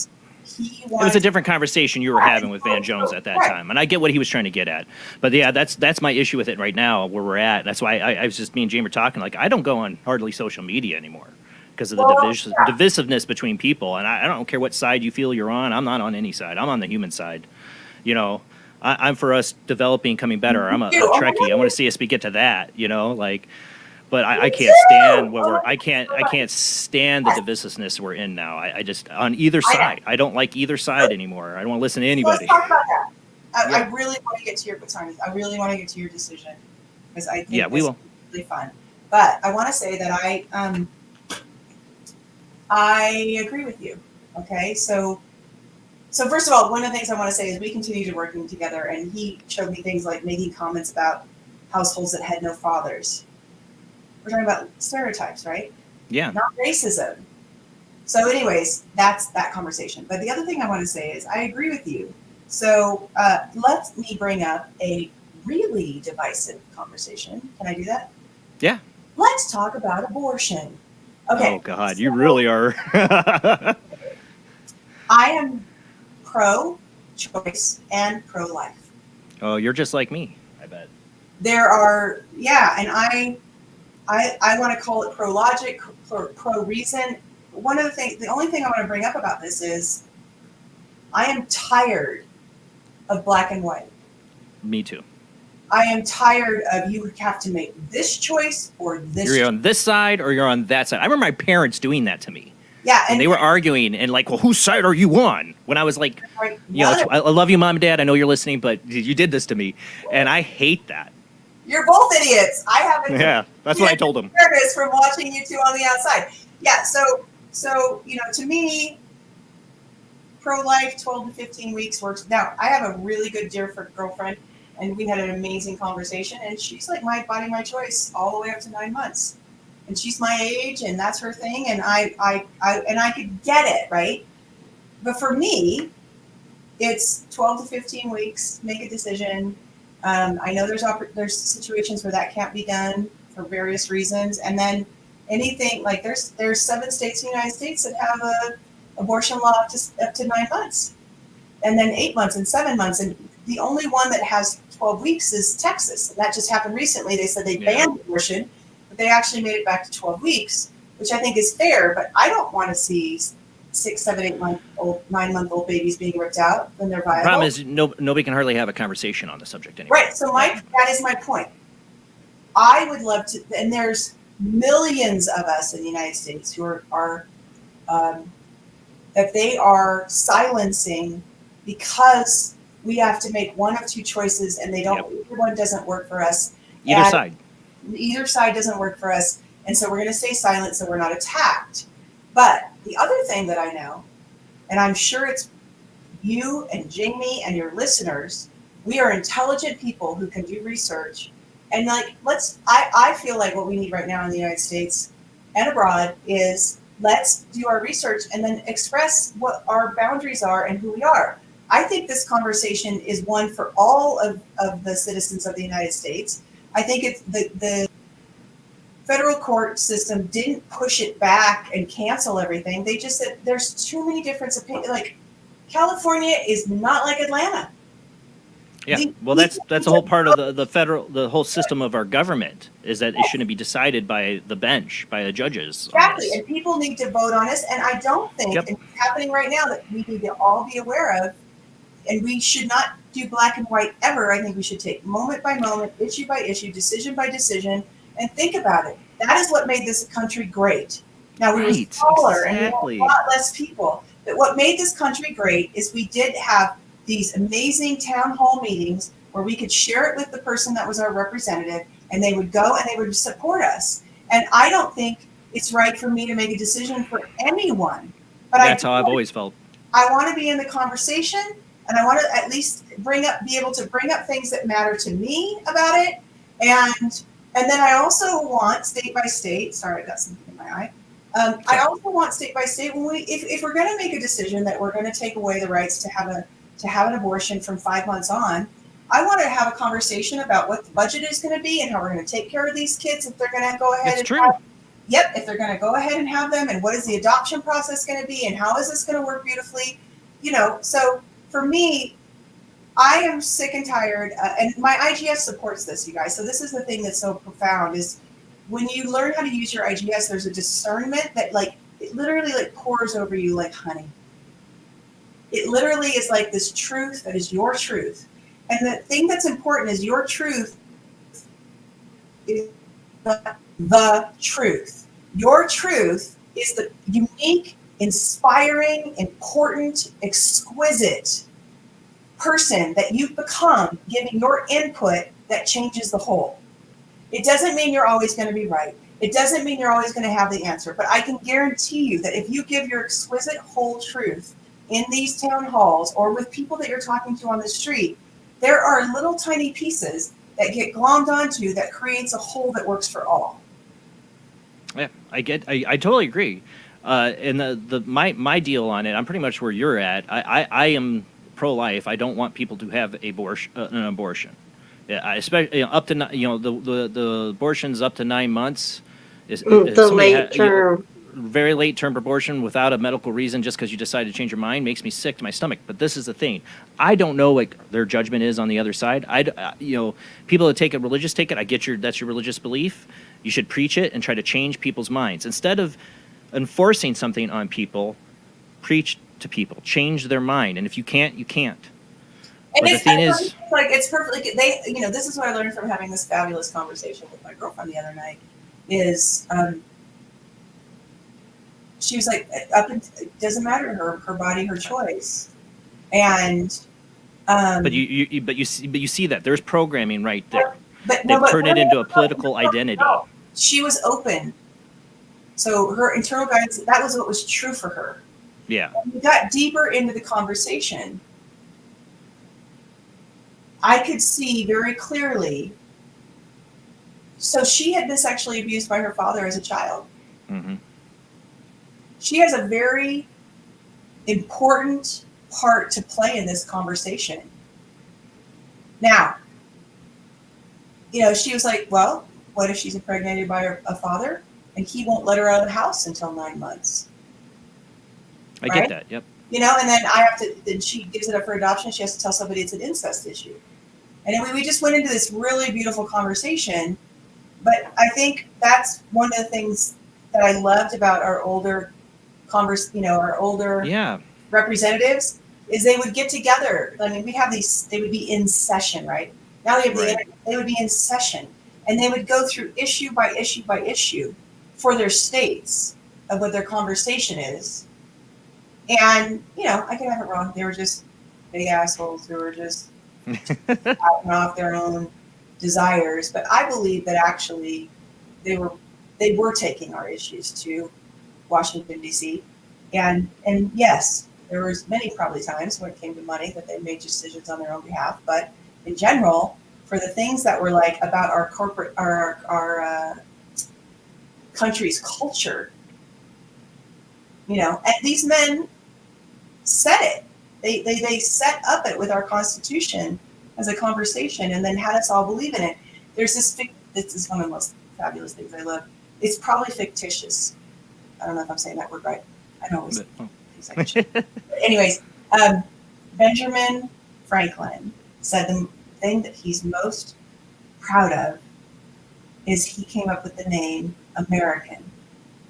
And that the term American, they then infused with freedom and liberty and justice for all and all these different things. And he watched the term American take hold, and it became something bigger than the country itself. And one of the things that bums me out is, oh my Lord, nobody ever wants to talk to me about this stuff, but I love it. I'm so grateful for you guys. Jason, thank you. So I'm proud of our country. Me too. Thousands of years slavery has existed. Slavery built the Taj Mahal. Slavery built the pyramids. Slavery has been something that has been in existence forever. And the It British, still is in the world. It oh, is. it It is. still No, it exists. totally is. And the British, they, continued it. And when we created our own colony, within 100 years, we began fighting back. And we are one of the first countries in the world to end slavery. Now, I get it that the pain and the suffering and the things that were caused, and I know they say it's a black thing, but there were Irish, there were Scottish, there were all kinds of immigrants that came in, and they might as well have been slaves the way they were treated. No, they were Yeah. completely Indentured servants. under contract and indentured and all this stuff. Yeah, absolutely. It was the way that, but that was the norm at that time period, and so they sold themselves into it. Now, that's not what happened with many of the black slaves, because they were sold by other tribe members and all that, and they didn't have a choice, and there was no contract they signed. That's not my point. My point is that is the way that things were built. Yep. Around the world, and we ended it faster than any other culture in the world. And we gave women's rights, and we had voting, and we had property rights. And we could go on and on about the things that United States citizens under our Constitution decided to end and voted on and were listened to by our government. I am very proud, and I am so sad right now because no one's talking about how far we've come. And of course we have farther to go. And if we do it in a collaborative way, because we are ready to be collaborative about these issues and sit down at a table and not throw bombs at each other or riot, I believe that we could actually become one of the most incredible front-running countries in the entire world because of our heritage. And so I'm not saying we don't have problems. We have fucking problems. Oh, watch language. Try to keep it PG. Sorry. I didn't mention that before show, and I usually do. Sorry. We have problems. We have issues. But we all know it, and we're in alignment about that. Nobody's arguing that we don't have problems. Nobody wants to ignore things. Everyone's heart is on the line. Everyone's heart is on the line. We care. I mean, for goodness sakes, look how much we give to the Humane Society for pets every year. We love. Americans are beautiful, and we're doing our best. And we've been one of the biggest donors to everything in the world forever. So we have the capacity to change things on the forefront of the entire globe. We've done it before, and we'll do it again. We just have to believe in ourselves and start talking and stop letting powers that be push us into two choices, because there are two choices. We have to do this. So much has changed since 1950 when the abortion laws started. Yeah. Everyone in the country is different. And us women, and I do want to say that I think that men actually have a choice. Their sperm, it's their baby too. And I don't believe in this. Men don't have a right to have a decision, because you ask his mother about what she wants to have happen with that grandbaby. And I've met a lot of men who want to have the baby. Okay, so this BS about pushing everything out on men, creating the abortion world because they don't want to be responsible, has not been my personal experience with men I love. That are my friends. Yeah. Okay? But we can do this. We just take our power back, and taking our power back is by saying what we believe is true and making it okay to not make one choice or another, but to have a different opinion. And that is what the U.S. is about. And that's not what I came to talk to you about. It's all right. This is Paranormal Soup. We go down a lot of different conversation roads that a lot of guests don't plan on going down. It's how it always goes, and I'm fine with that. But I think it's the principles that built this country, the Constitution that the founding fathers set up. Maybe they weren't perfect people, but the principles they set out about, because they believed in a higher power, they believed in our God-given rights, set us up down this road for more freedom, for more liberty, and for us to be better. And it's a work into progress. We're not, but right now, where we're at in this culture and society, I do worry. We need to, I have to tell myself, get over yourself. What do you know? Who are you? Are you God? Who are you to judge this person? Who are you to say it's right for this person to have an abortion or not have an abortion? I have no right to judge anybody on any of that. I might internally judge them, but because I'm human. I fail. My inner system will say, somebody having an abortion at 9 months is disgusting, but I don't know their situation. I'm not in their shoes. I don't know any of it. And that's the thing. We are all ascribing ourselves, programming ourselves to be this identity politically. Either side. Either side is guilty of this, and that's what scares me, because it used to be about politics. Used to be about an actual logical conversation between opposing views, and now when it's your identity. Now you're attacking me, and either side is now guilty of that, and that's the problem. And maybe if people could tap into what you are tapped into, they'd be able to be more honest with themselves. Because I think that's a big part of it, isn't it? Is be able to, like you did with your husband, you're able to be more honest with yourself. Yeah, I think that's the big thing is it's and for everybody out there who's like, what is she talking about? I will give you a website with a 3-video series that will get you started on this, and you're going to feel it, because I know we're talking about a lot of stuff that you probably showed up and hearing one thing and now we're doing something else. You're going to get what you need tonight. But also, so what I discovered is that this internal guidance system you're born with it, and it's been with us as a human species for thousands of years. I did not create this. I decoded it, which is really important because you already have it. And so once you get the code on how to use it, life changes dramatically, and all the stuff we're talking about becomes easy, like being able to speak your truth, being able to say, I don't believe this or that. And what happens is when you have that opening to your thoughts, people listen, like Martin Luther King Jr. and Gandhi and various people that are out there. They are full and convinced and are open about what they're suggesting, and that's what rallies millions, right? And so it's really important to know that that is something that's a part of you. And what happened is over the course of our humanity, we named that closing, which means what you're thinking. This tightness only happens to what you're thinking, no matter what.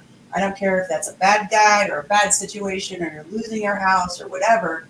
Tightness in your body is about how you're thinking about it. And so worry, which is what you said, that's why I wanted to bring this up, fear, anxiety, overwhelm, frustration, irritation, procrastination, guilt, doubt, rushing, you're late for something, right? Impatience, these are all closing experiences. And so when you learn how to use your IGS, each of those means something different. So I'll give you an example. Pick one. You pick one. Well, we actually got to go to commercial break. Wait and just hang on there. So when we come back, we're going to do that. Sorry, we're already a minute late in. So hold on a second. We got to go to commercial break, and we will open up the phone lines when we come back, but we'll get right back to that when we come back. And audience, wait till we come back from commercial break. I will open up the phone lines in as soon as we're back. Our guest tonight is Zen DeBrucke. We're talking about your internal guidance system. I need help with mine tonight, so she's going to help me out a little bit, but maybe you do too. So call into the show. Ask Zen your question tonight. We'll be right back.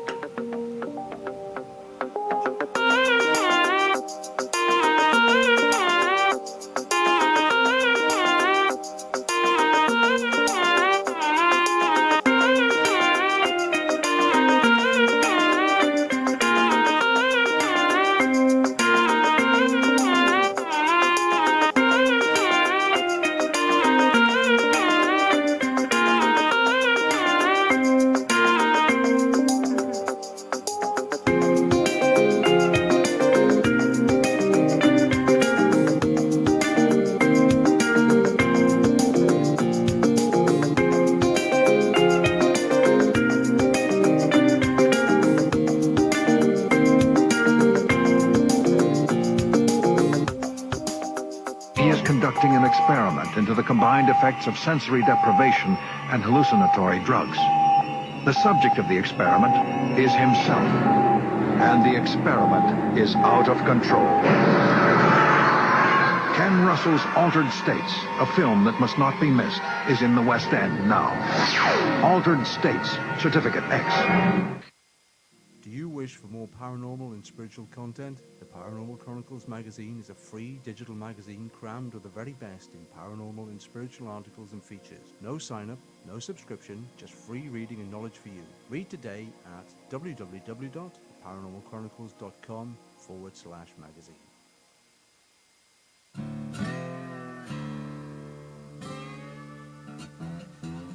Oh, come on. I'm Southern, but... Nope. That'll do. Hello, I am Kat Hobson, host of Paranormal Experience here on WBHM Digital Broadcasting out of Birmingham, Alabama. I enjoy having guests from all areas of the paranormal, from ghosts to ufology to cryptids and beyond. You'll find some of the best researchers in their fields bringing you some great information. Join me on Wednesday nights from 8 to 10 p. Eastern here on WBHM Digital Broadcasting.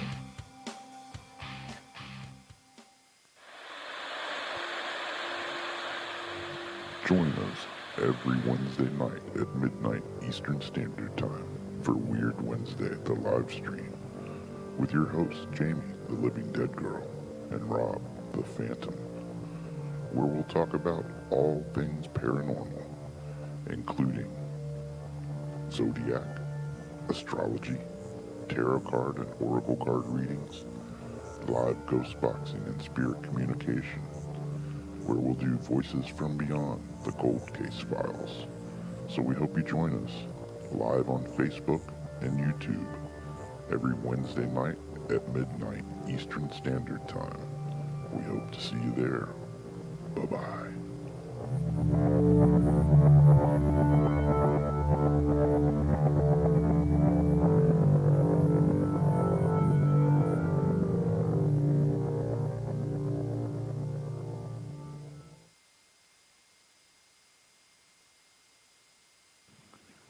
Paranation Magazine is a new paranormal magazine based out of Denver, Colorado. Our goal isn't just to give you the best paranormal content out there, but to promote paranormal unity. We're doing this by giving everyone an opportunity to tell their stories and to share their experiences. For more information, follow us on Facebook at Paranation Magazine and soon, paranationmag.com. I've Never Met a Dead Person I Didn't Like is the extraordinary travels of a young, alone, and broke psychic in the highly anticipated new book from internationally renowned psychic, medium, medical intuitive, and best-selling author Sherry Dillard. Critics have described I've Never Met a Dead Person I Didn't Like as an engrossing memoir, an empowering story of how a broken girl came to accept her psychic gift, a refreshing and fun read. I've Never Met a Dead Person I Didn't Like is available through Amazon, Kindle, Barnes & Noble, and wherever books are sold.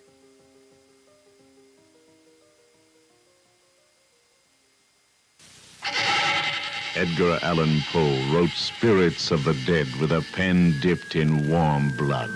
You will see the ultimate in terror with this important all-star cast. Brigitte Bardot, Alain Delon, Jane Fonda, Terence Stamp, and Peter Fonda in Edgar Allan Poe's Spirits of the Dead. Only Poe's demented genius could bring to the screen such horror and evil. Spirits of the Dead stars Brigitte Bardot, Alain Delon, Jane Fonda, Terence Stamp, and Peter Fonda. Directed by three masters of the cinema, Federico Fellini, Louis Malle, and Roger Vadim. Spirits of the Dead is an adventure in terror beyond your wildest nightmares. Spirits of the Dead in color is rated R.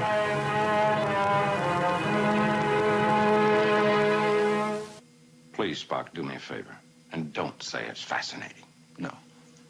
But it is interesting.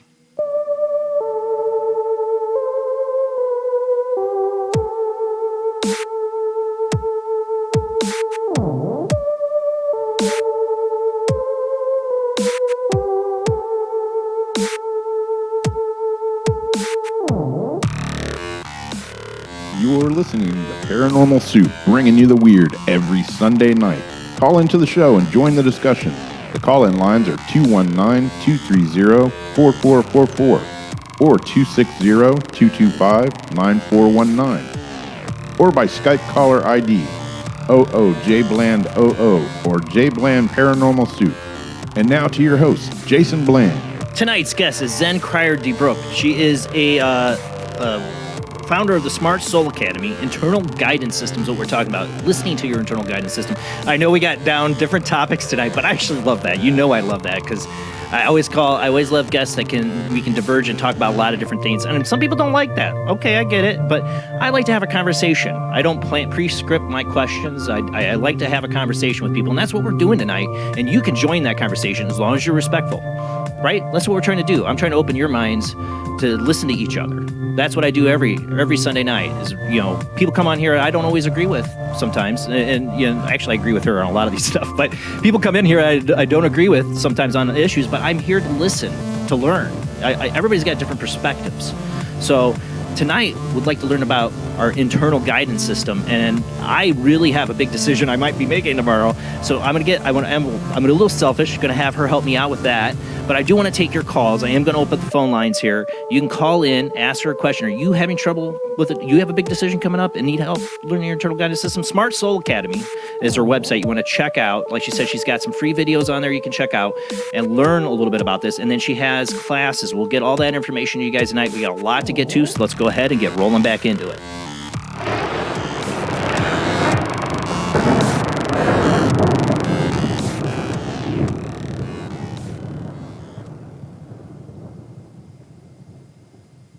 All right, we're back.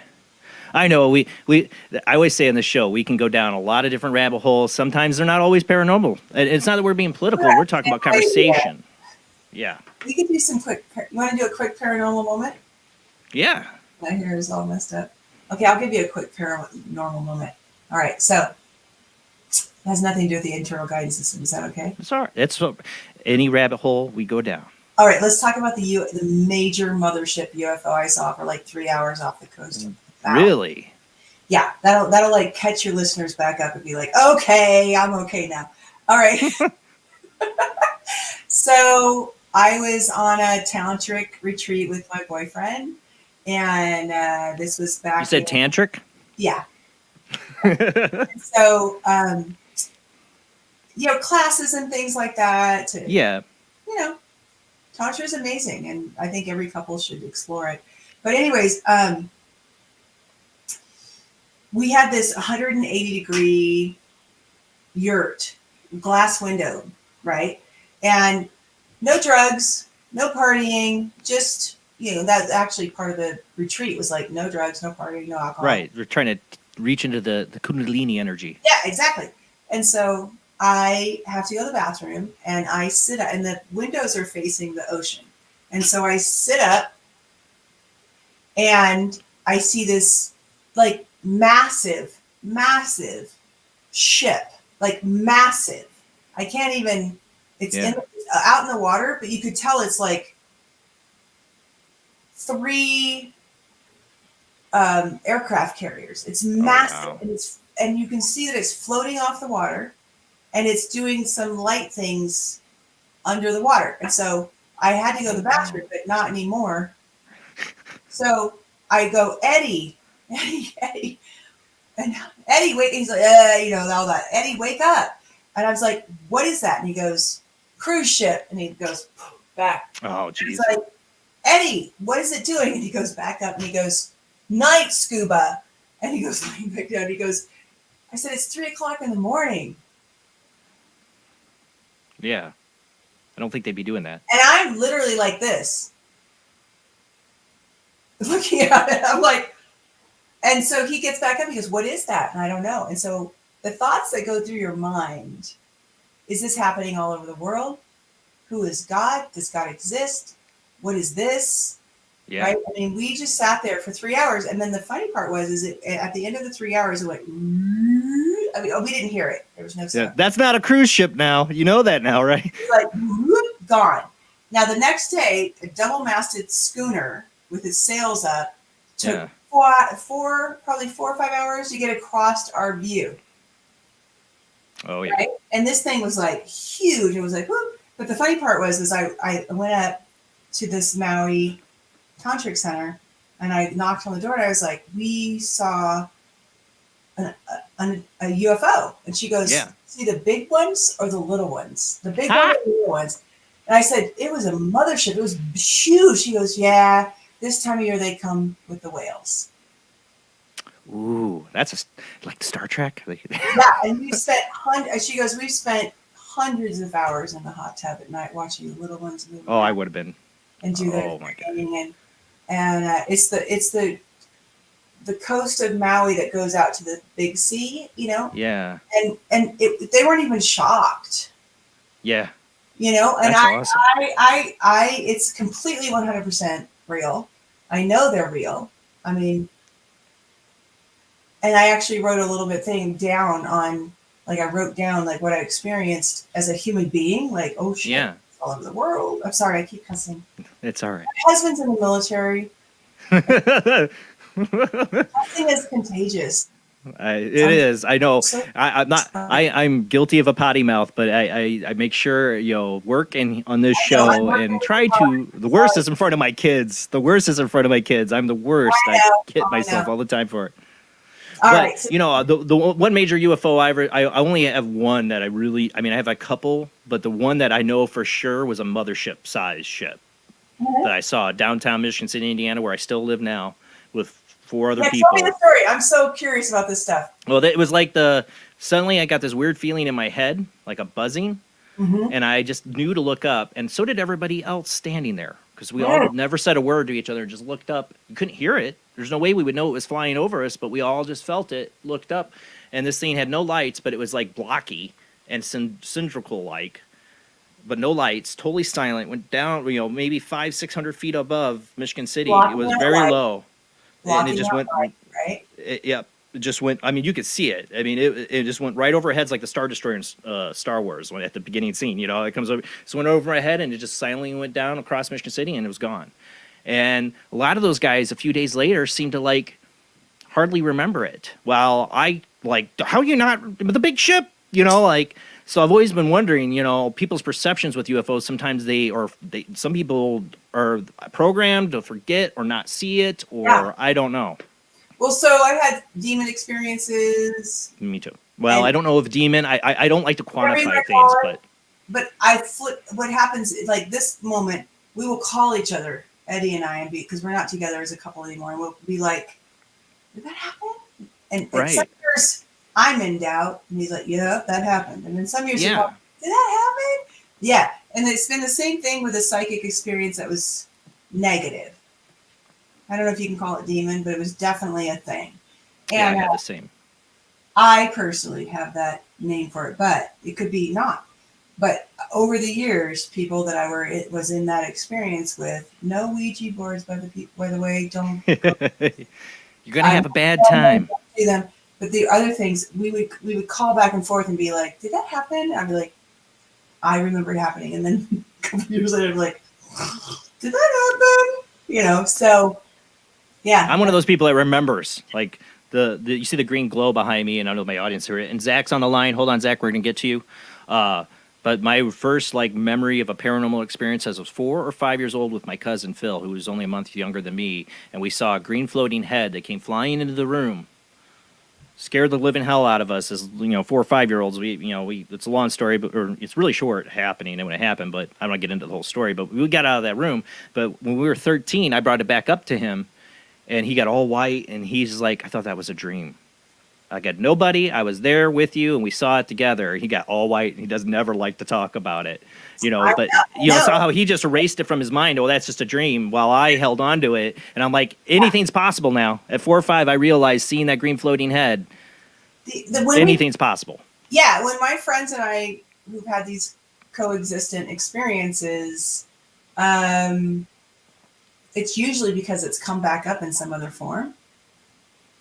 And then they're like, "Oh, I remember. Okay, so this is connected to that." And it's not like specifically, but like, and they need some support. Yeah. Jamie got stuff for us. What's up? Anything from the chat room? We got Zach on the line here. We're going to get to in a second. Oh, no, I was just highlighting something. It looked like it was from your friend. I'm just a few minutes late. I had to bring the cats in. Curious. I recall it. It was Van with you. It scared the crap out of me. That's a different person. That was the second UFO sighting.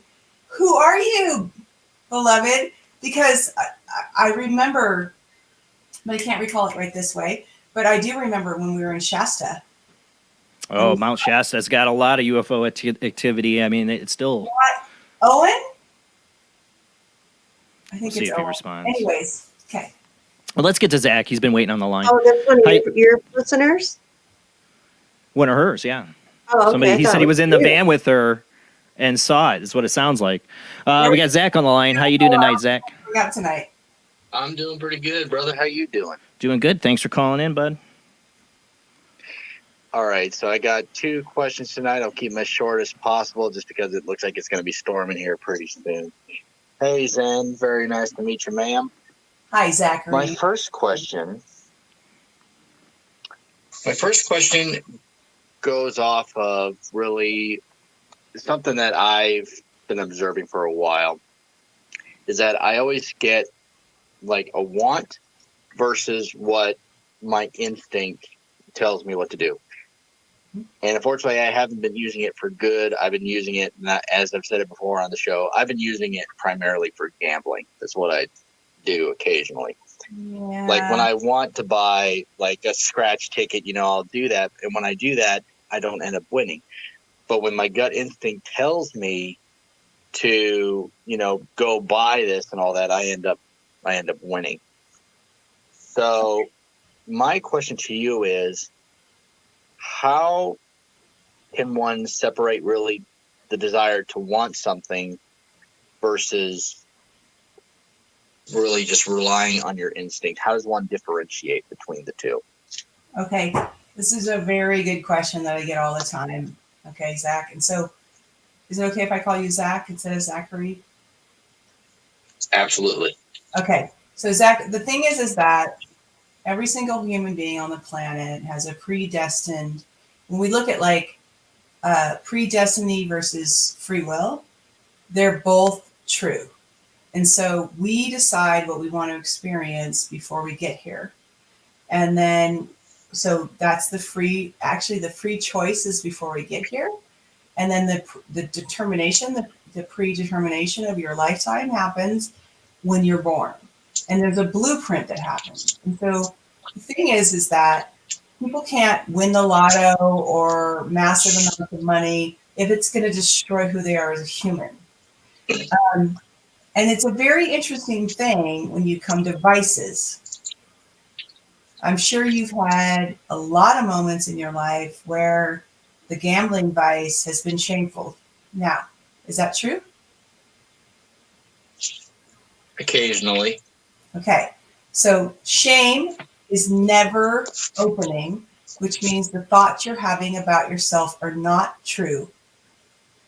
And the future that you're thinking of in that moment about who you're going to become is not true.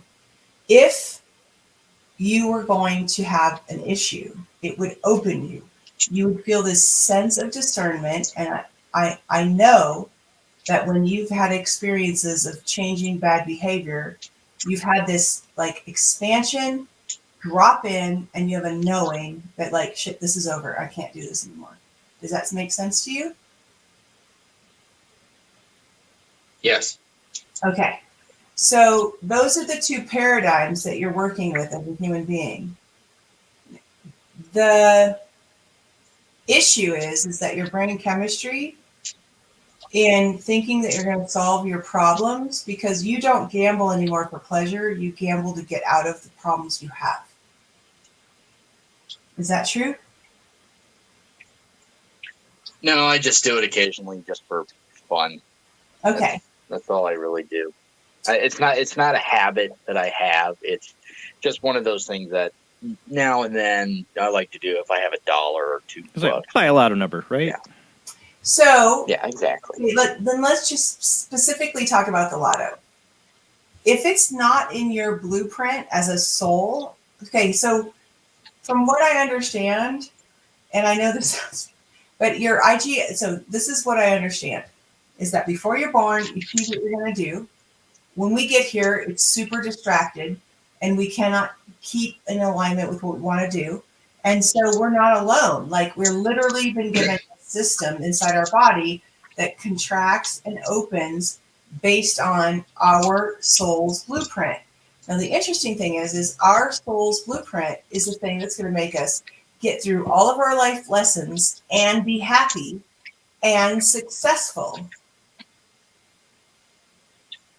So when you follow your openings with your IGS, when you learn how to do that, you naturally become lucky.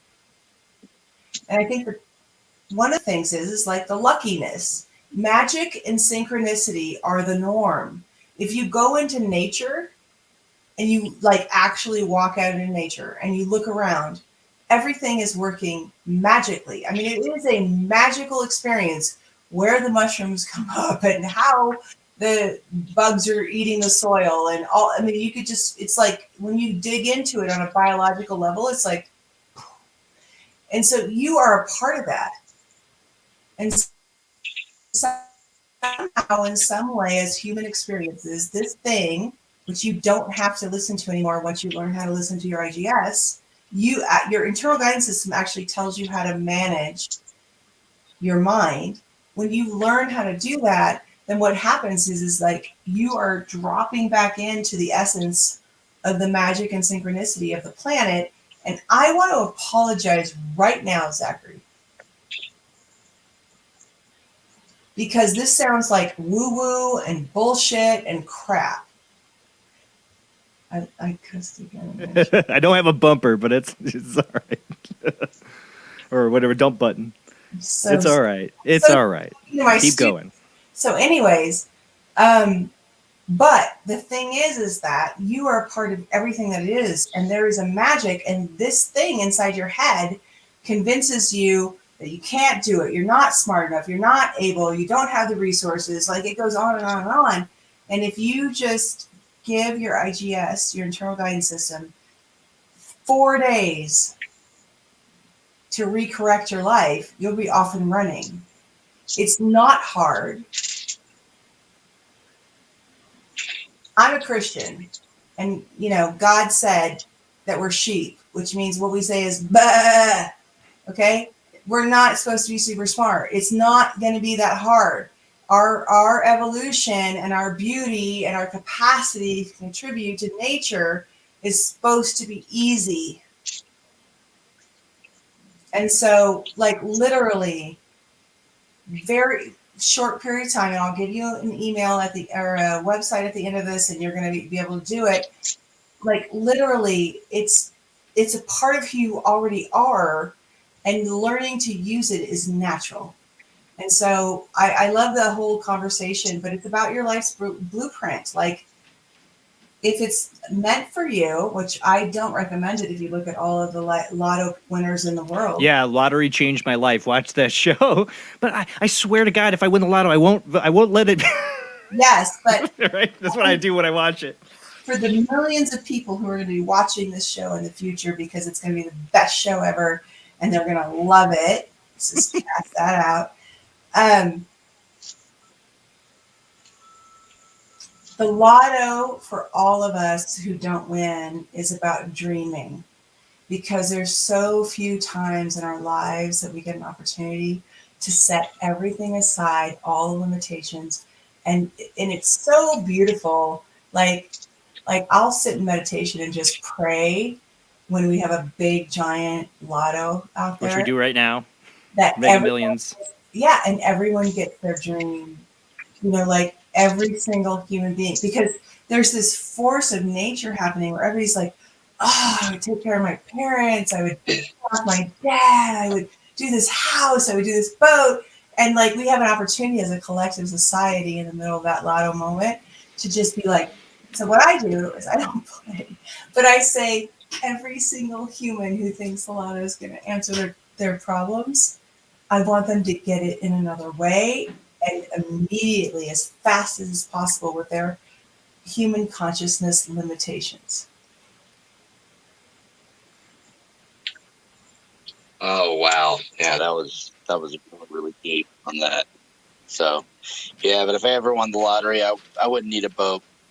trust me. But Jason probably would get a big hefty check over from me on that. So I'm praying for you. Win the lotto. anyway, win the Mega Million. Win the Mega Million.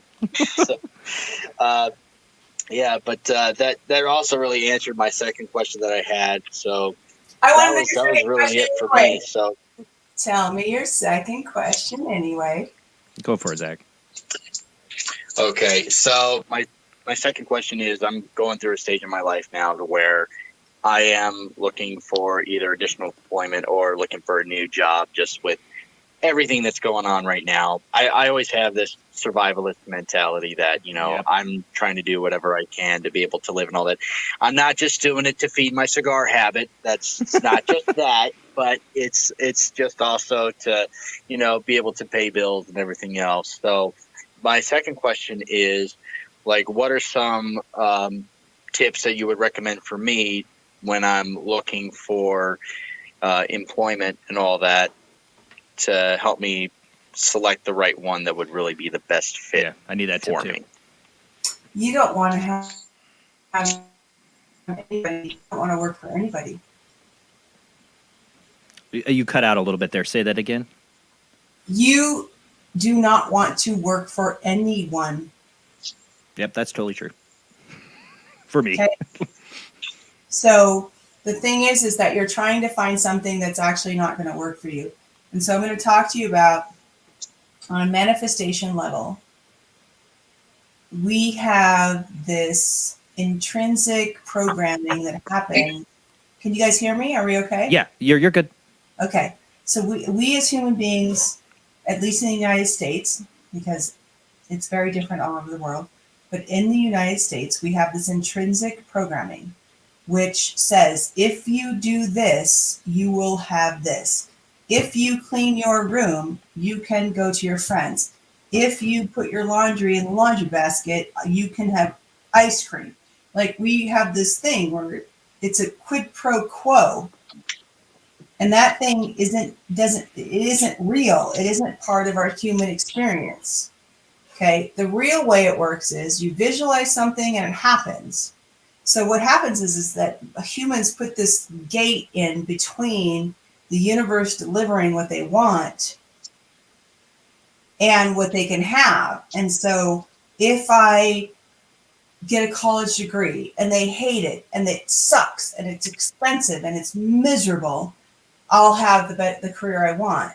And so you are trying to get a second job and you want me to tell you how to do a second job. But if you look into your heart right now, you don't want a second job. Am I correct? Correct. Okay. So the issue is, I call it the Murphy's Law of manifestation. We believe that to get to that level of our second house that we own, that will give us the opportunity to have extra income based on the real estate model of investment, that we have to get a second job and do all these things, but it's closing us to do all these things. Every time you're closed, which means you dread going to work every day. You dread the idea of finding a new job. You dread the interview. You dread all of it. That means that you're not supposed to do that. Now, I know that this is against most everything that anybody's ever said to you about how to be successful. But the way that you're successful is and this is very, very difficult. You have to find out what you love to do and do it regardless if you believe it will make you money. And it's the hardest thing in the entire world to jump to. And it will not make you the money that you want to make in the first 3, 6, 9 months. But it will create the multi-million-dollar business in 3 to 5 to 7 years. You're already hurting, you're already broke, you're already unhappy. So why don't you take the chance keep the one job, cut everything back, go live with your parents or live out of your car and do the thing that you know you're here to do. Because the other piece of this is very, very important. You came here to do very specific things, and there are lots of people who are counting on you. What I mean by that is there's lots of souls who are involved in your journey. Some you'll reject, some you will love, some you will do business with forever. There is tons of people in that heart-soul connection of what you're here to do. None of that matters. Your success doesn't matter. You will be successful if you follow that energy. That's not what I'm saying. You will always be successful. But all those minor players, and some of them are big, you're here to do a soul's journey. This isn't about you making money. This isn't about your success. This is like this experience that you're in is pretty crappy if you really look at it. It's crappy because it's a pressure cooker that's going to shove you into your next beingness. And your desires about what you want to create are part of the lineage of your soul family. And you literally having the courage to follow the thing that you have your heart's desire to do, the universe is going to line up and shove a bunch of people. Some of them will be easy. Some of them will be like, horrible. I can't believe I have to deal with this guy. But it doesn't matter because it's your reaction and how you grow in reaction to that guy that is the actual reason that you're here. The carrot is the money. The carrot is the success. But all these hop, skip moments are why you're actually here. When you learn to manage those, the faster that you can turn it around, be more loving, be more compassionate, be more driven, be more, I'm going to serve you, even though you're not serving me right now. That is success, and that when it makes a difference. And if you listen to every single person that's out there who's making a ton of money, they're going to say the same thing I just said to you. And you can feel it using your IGS. I went from high school dropout to multi-million-dollar tech person in the center of San Francisco in the biggest boom ever. And you know what? Here's the thing. You know what's curious? In high school, when I read about the Renaissance in Paris, I said, I want to be a part of something like that. Bam, San Francisco in the late 1990s. I had it. You can create anything. That's getting real deep there to help answer your question. Sorry. That's all right. No, It actually did actually help answer mine a little bit. Actually, I got a whole lot more than what I was looking for on this one. So I'm really glad that you still allowed me to ask my second question on that. And like I said, those were really all the questions that I had. Thank you, Zen, very much for the guidance that you have provided me on this one. I do greatly appreciate it. I love hearing everything that you're saying, and I'm definitely going to take everything into account from what you told me. My pleasure, and listen to this whole show again. Well, thank you, Zach. You have a great night. We got somebody else on the line I want to get to, so have a great night, Zach. Have a good night, everybody. All right. We got another call on the line. Who do we got? It's Steve. Hey, Steve. How are you doing? Good. Steve in Tampa. Love the show. Great. Always looking for like some kind of guidance. So then I listened to the last caller. It says find something you love to do and do it. And of course everyone's like it's not a job if you do something you love. But unfortunately with kids, rent, stuff like that, you got to have that 9 to 5 that you dread going to. And just I'd say in the last 4 or 5 years, I've kind of really put my life on hold as far as like relationships, a lot of stuff, because I really want to make this writing work. I got to take care of my kids. I got to keep a roof over my head. So it's like, working 10-hour days, taking a few hours off, going in and writing for another, 4 or 5 hours, not getting to bed till midnight, 1 o'clock. Those are normal days for me, 5-6 days a week. So I can't just, like you advise the other guy, go live in a car and, do what you got to do. Live in a van down by the river is what I was thinking. I'm not doing that, man. As much as that guy motivated me, I'm not going to do that. But I'm just like, it gets frustrating because, it's writing is a tough thing to break through. I've had some limited success. Okay. I feel Can I jump I'm in? at an age right now where. All right, hold on. Yeah, go right ahead. Sorry. What's your name again? Steven. Hi, Steven. Nice to meet you. Nice to meet you. Why do you think you're supposed to write a book? Why do I think I'm supposed to write a book? Because it's really the only thing I've ever enjoyed doing. I've been doing it since I've been 7 years old, and I've written almost a dozen of them.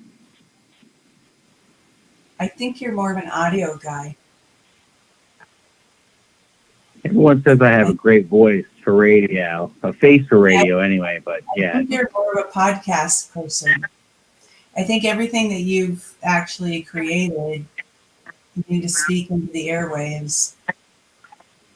I want you to take a second for me, and I want you to just close your eyes. Mm-hmm. I want you to feel your feet and your hands.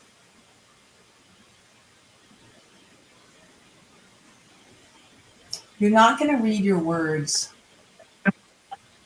to people. You're going to read the overarching essence of your thoughts. I think that you've written a lot and it's big. Mm-hmm. And I think you can bring it down to 15-minute extraordinary stories and thoughts. Like the Cliff Notes. Podcast. Yeah, Mm-hmm. not so big. There's a part of you who really feels like you have to prove yourself. Mm-hmm. Does that make sense? Yeah, for sure. Absolutely. I can't produce what I'm doing because I have no right to do that.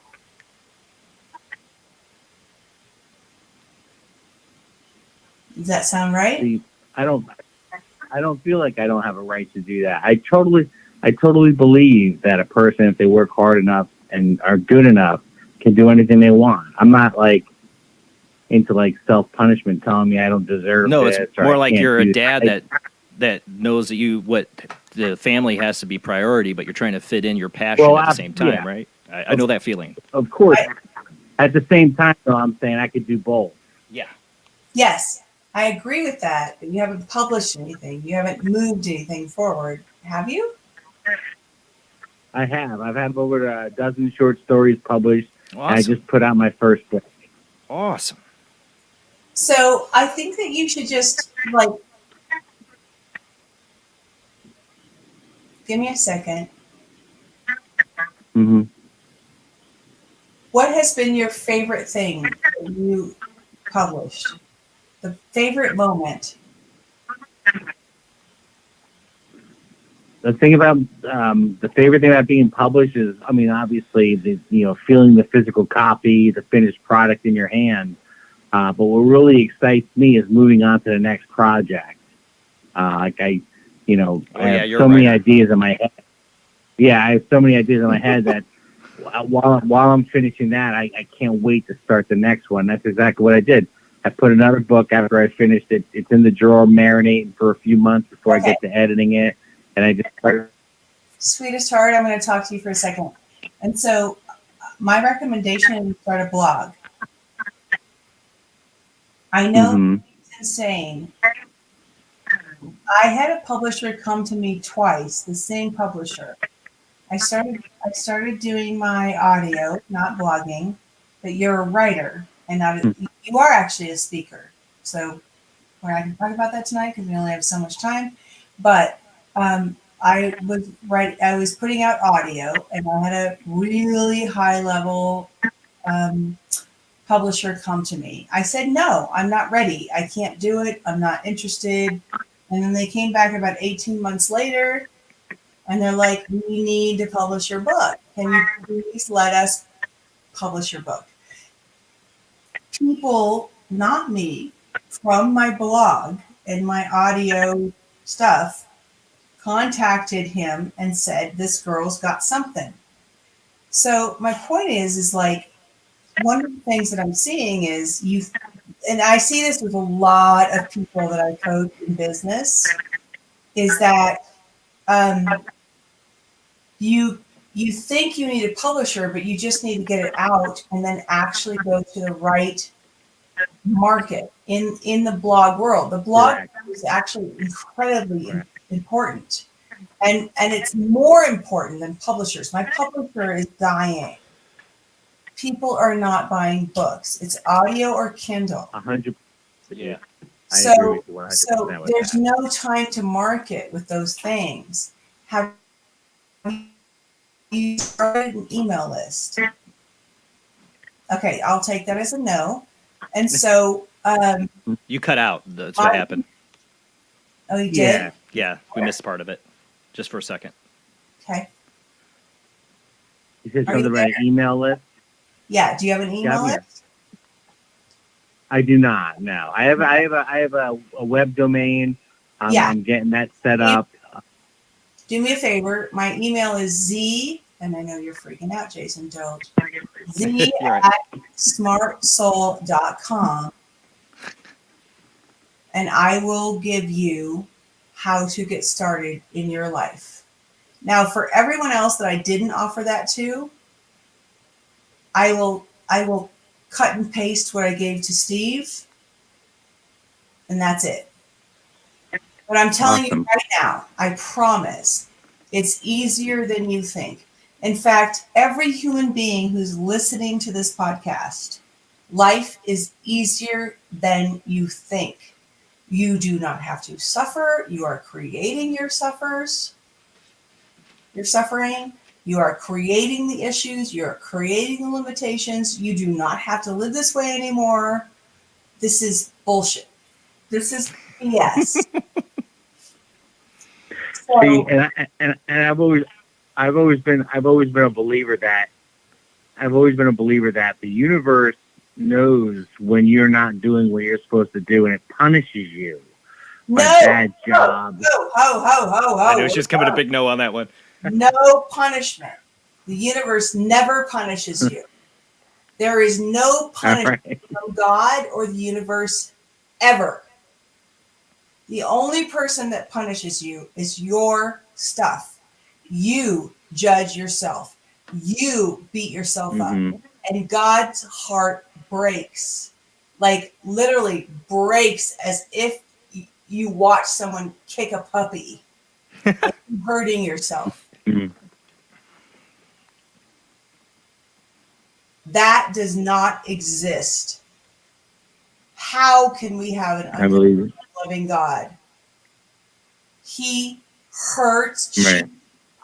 For me, it's a man because I love a father figure because I needed one. It is not male or female. He is just is. It is the thing that I know of it. And you are the only person that ever kicks you. God will never kick you. You are the only person that judges yourself.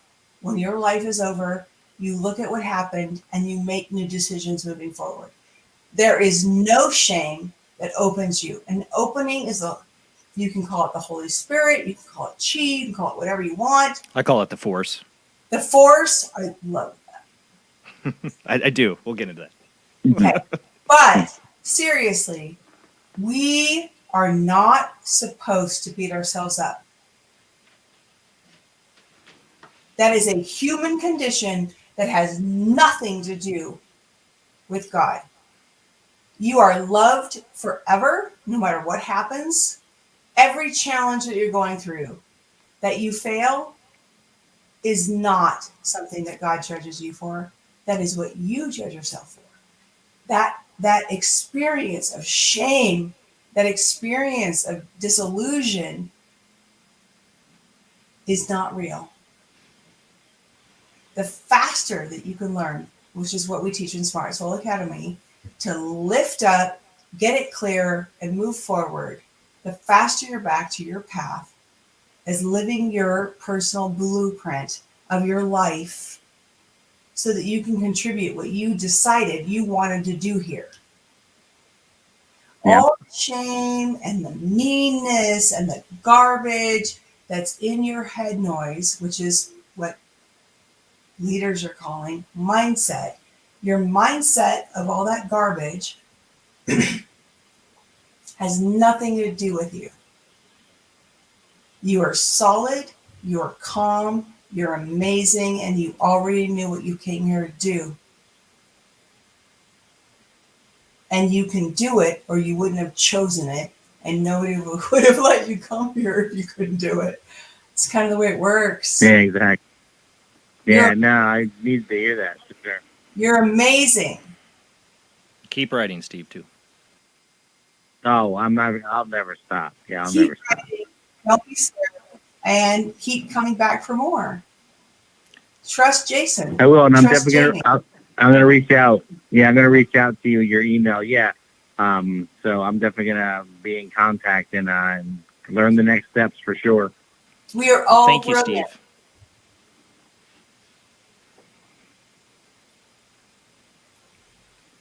Still there, Steve? I want to say thanks for calling in, bud. Yeah, I appreciate it, man. You guys are the best. Thank you very much. All right. Have a great night. You too. Bye.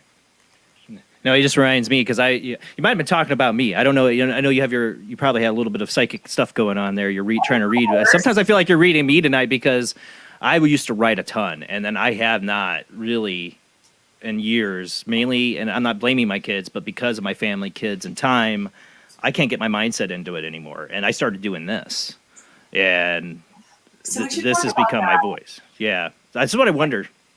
But I want to say something too, because you're talking to Zach. We were talking about my big decision I might have to make tomorrow. You might have answered it for me in a sense because you said, I'm trying to remember how you said this. You said, if you want to do what you love, this is it. You're seeing what I'm doing, what I love. I have a job. I'm in retail management and a job opportunity. And it's kind of gone up and down if I wanted to take it or not. And then the position's changed. And every time I think about it, I get anxiety about changing where I'm at now. And one of the things I've thought is it doesn't matter I take it or not, it isn't my passion. Like I've been in retail a long time as a manager. There's things about it that I do truly enjoy, especially younger people that I've helped get into retail, get into management and developing. I enjoy that. I'm a hiring manager. There's things I do enjoy, but it's not my total life. I think those are small part. I think people have little purposes and big purposes. Like I've helped influence young retail managers that I've helped.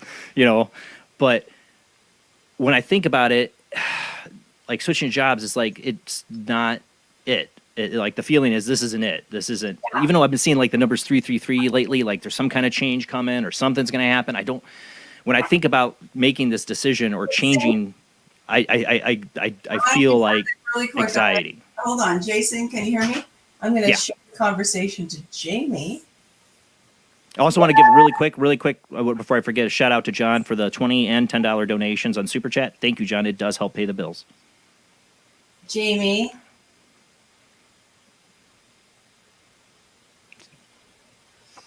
Yes. Hi. Hi. What are you thinking about everything? Oh, I was just thinking when he's talking about the 333 being changed, I was thinking 555 usually means like a change thing. So I was kind of thinking more of what that's what you put. Yeah, the 333 could be meaning for him, why he's getting those synchronicities. But for you, how has this conversation been?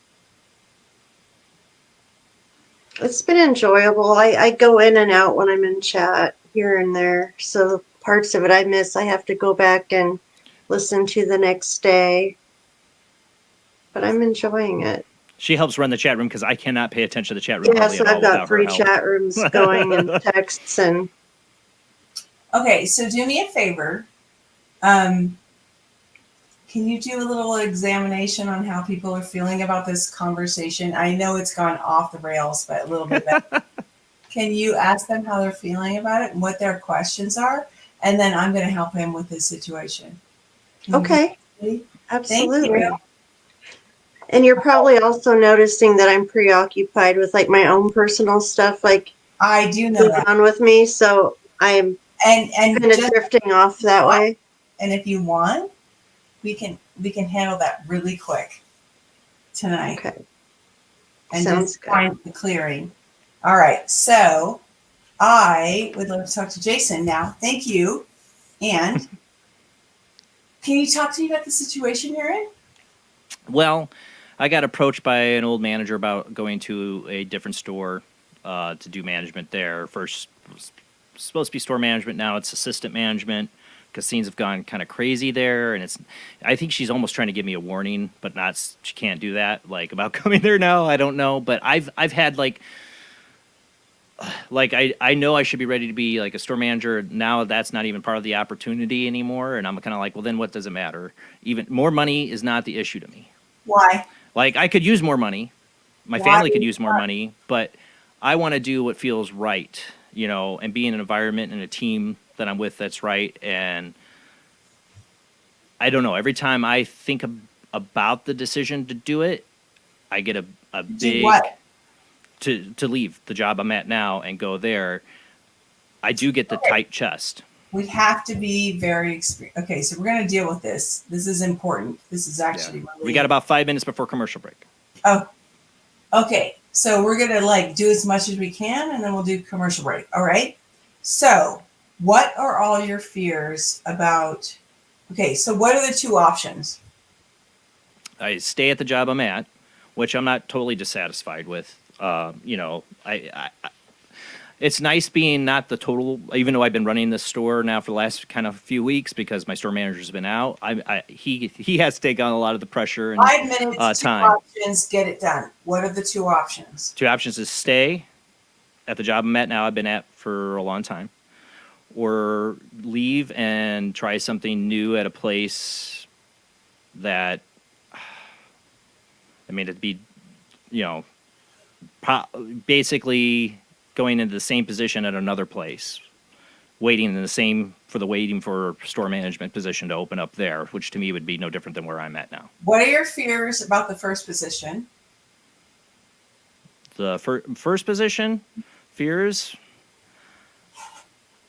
If I have any fears, it's just, right now things are good at the work, but I've had times where drama has come about or my corporation has disappointed me, but otherwise not too big.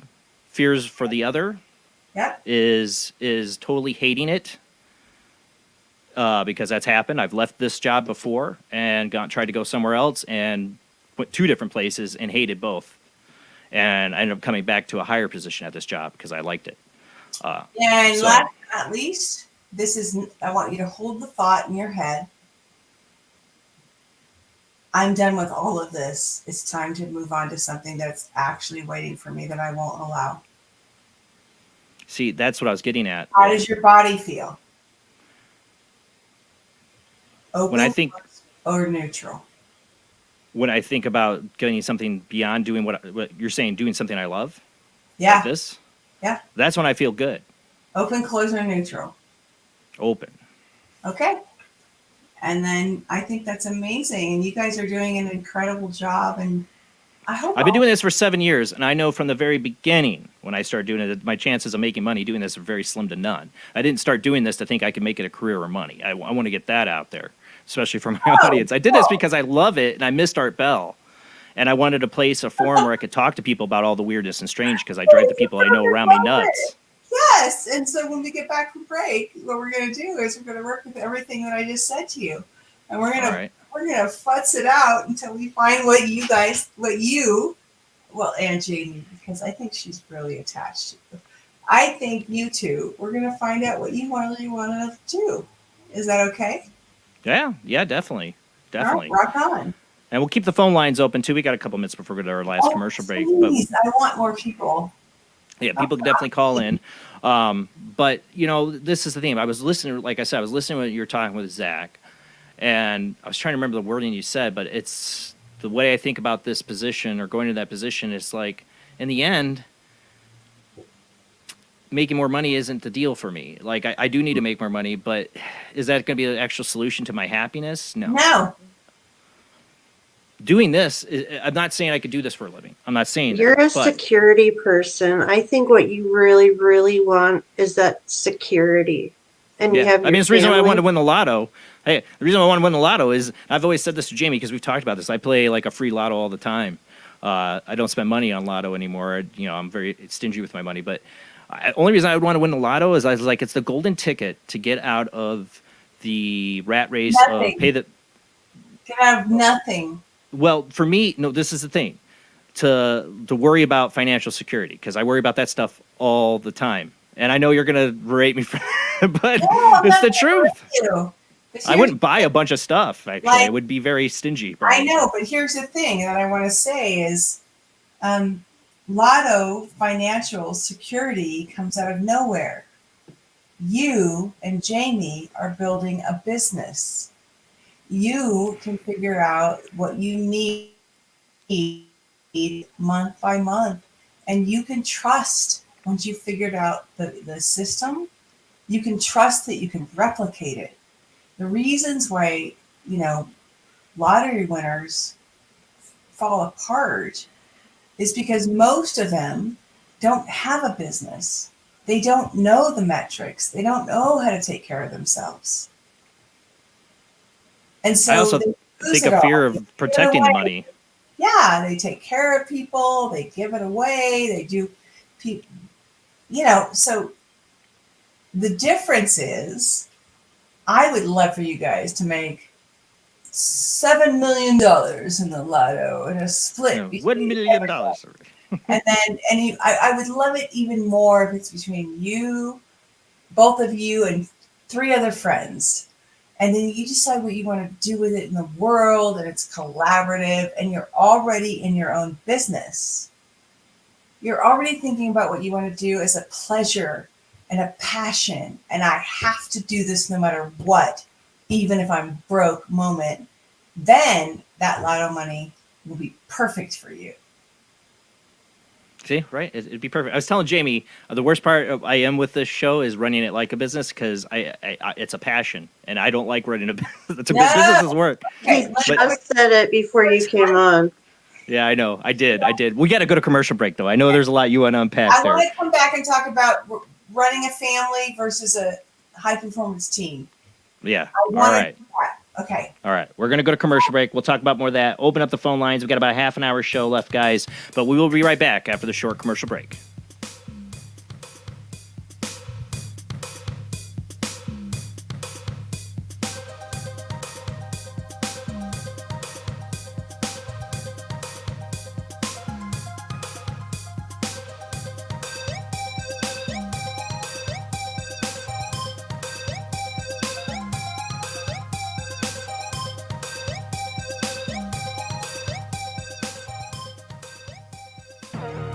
Intercepted the transmission of unknown origin. Transmission? Out here? SOS. Human. Unknown. Alien. Certificate X. Exclusive engagement at the Odeon Leicester Square. Now. Any systematized transmission indicating a possible intelligent origin must be investigated. I don't want to hear it. In space, no one can hear you scream.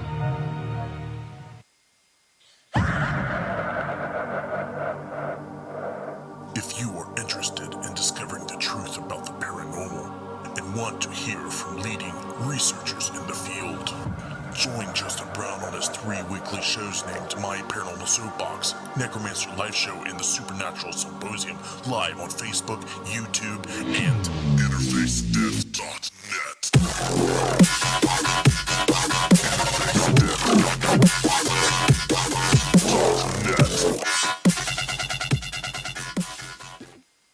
This is an APAC studio presentation. Hi, I'm Barry, owner-operator of Barry's Barometer Barn. Lately, I bet you've been lying awake at night asking yourself, how many barometers do I really need? Well, at Barry's Barometer Barn, we think you need more than one. Otherwise, we're gonna go out of business. Remember, at Barry's Barometer Barn, we don't know the meaning of high-pressure sales. Come on, folks, buy another barometer. I'm trying to put my kids through college, I've got a family to support, and a secret mistress who isn't cheap. Visit Barry's Barometer Barn, 000 Storm Drive. Come on, folks, buy a barometer. I'm Barry's older brother, Larry, and every time one of you people walk past the store without coming in, Barry beats me.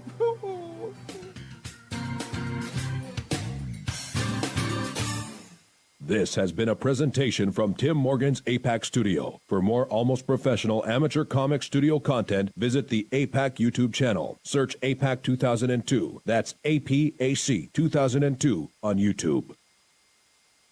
When Alex Gardner is asleep, he has an extraordinary gift. The government wants it, the scientists want it, but to keep it may cost him his life. It might be better if Alex didn't sleep at all, but he cannot resist entering the dreamscape. Can you? See Dreamscape in the West End and all over London now. Certificate 15. It takes an extraordinary adventurer to enter the dreamscape. Are you intrigued by Paranormal Talk Radio? You'll love the new Paranormal Radio app from Talkstream Live. You'll find a great selection of talk shows covering UFOs, ghosts, strange phenomena, and much more. Download the Paranormal Radio app now and start listening to the very best in paranormal talk entertainment, including the network you're listening to right now, the Paranormal Radio app, free in Google Play and the iOS App Store. Join us every Wednesday night at midnight Eastern Standard Time for Weird Wednesday, the live stream, with your hosts Jamie, the Living Dead Girl, and Rob, the Phantom, where we'll talk about all things paranormal, including zodiac, astrology, tarot card and oracle card readings, live ghost boxing and spirit communication, where we'll do Voices from Beyond, the Cold Case Files. So we hope you join us live on Facebook and YouTube every Wednesday night at midnight Eastern Standard Time. We hope to see you there. Bye-bye.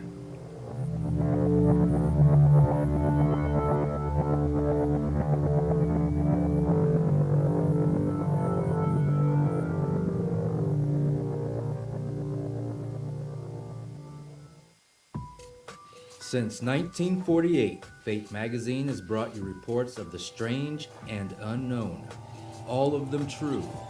Fate Radio is carrying on that tradition, bringing you the unusual, macabre, strange, and bizarre. Join host Kat Hobson Sunday nights from 8 to 10 p.m. Eastern on WBHM Digital Broadcasting.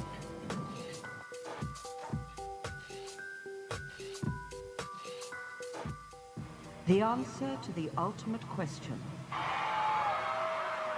of life, the universe, and everything is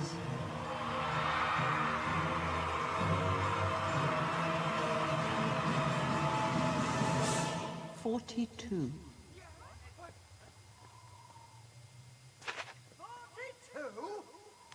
Yes, I thought it over quite thoroughly. It is, it's 42. It would have been simpler, of course, to have known what the actual question was. But it was the question. The ultimate question. Of everything. That's not a question.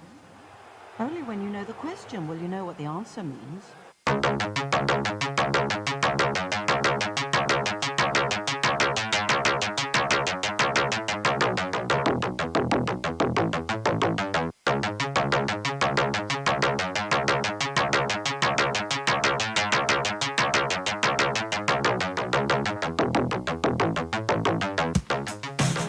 You're listening to Paranormal Soup, bringing you the weird every Sunday night.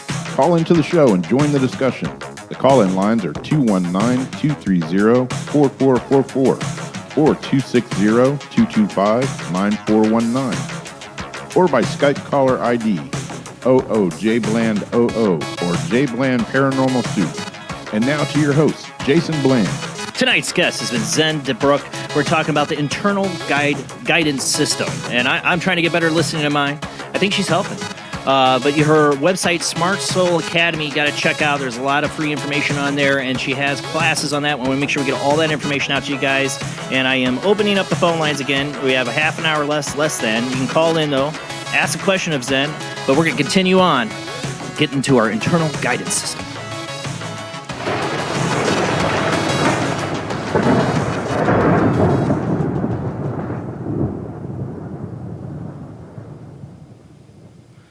All right, so what were you going to say before we went to the break? Sorry, I got you off twice now for breaks. But I know you had a lot you wanted to unpack there. I want to get to your thing, and then I have something I have to leave with. Yeah. And so I was just laying on the floor, figuring out what your listeners needed. And a lot of your listeners need guidance on how to stop the presences that are coming into their room. Does that sound right to you? I could think of a couple listeners that might apply to. Pushing on their bodies and changing their dreams. And so I want to handle that. But I first want to handle your decision. And then I'd love to talk about that because it's actually simpler than people think to create sovereignty in their body. Okay. And we haven't talked about therapy as much tonight at all, but I don't care about that. I know. Let's talk about it though. No, I'm trying to tune into my internal guidance system. I really think it's important to just follow the energy of the show. So tell me about your shit. It's contagious once you start. So yes, I am trying to make this decision. Probably tomorrow I'm gonna have to make it. And I almost pretty much told my wife I think it's a no. You know, it's what I felt, and I felt like at ease with that, I guess. So Okay. Is that my internal guidance system? So how did what okay, I don't know. So I want you to think about the opportunity, working out and being amazing. I actually have. No, I don't want you to interfere with my conversation with you, Okay. my dear soul. I want you to actually think about the situation as it's being presented. I want you to think about it being bigger than you could have dreamed.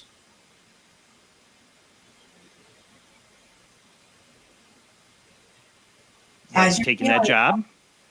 Huh? Taking the job? Okay, and then how does your body feel between your throat and your solar plexus? Tight. Okay, that's a no. I wouldn't say that normally, but that's a closing, which means, okay, so here's the thing that's really important for you to know and what you learn in Smart Soul Academy. Is it the thought of having the job that's causing the closing, or your background thoughts about why it would make you miserable and you don't want to do it that's causing the closing? So there's a lot of reasons why I think it wouldn't make me miserable. It would be an easier store to handle than what I handle now, I would think. Going easier store. Easier store. I would think I would like a lot of the people I would work with. Are you open? Are you open? Are you feeling tight or no? closed? I still feel tight every time I try to talk to myself about it. Okay. So what are the reasons why you think you have to take the job? If it's more money for my family. Okay. Open, closed, or neutral? Still Tight? Tight. Okay. Keep going. What are the other reasons? That means it's not true. Go. That would have a potential to maybe a quicker potential to move up to store management. And again, I'm very tight on that. Because I think there's a part of me that doesn't want it. No, hold on for a second. I know I'm very controlling. It's ridiculous. Let me have that moment. So I don't need this job anymore. I'm actually going to be able to make it on my own. Hold that thought. It's open. Yeah, I mean that whenever Okay, I think of so that, yeah. here's the deal. That's what's true for you. You don't have to know how. You don't have to know why. That's what's true. Every single powerful person who takes a leap, that moment that we listen to in documentaries and we listen to from our friends, that moment you're in right now. Now your mind is going to try to talk you out of it, as it has done for many years. You too, Jamie.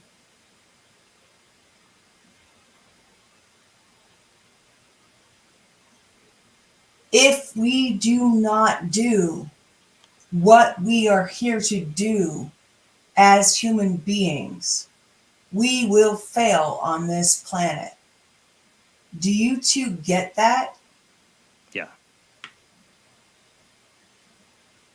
We have a system in our bodies.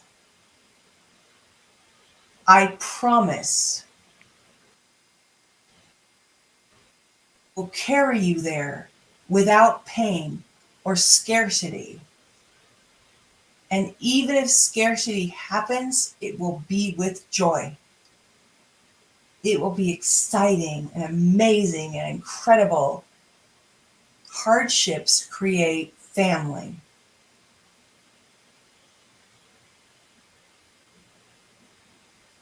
You can't follow fear.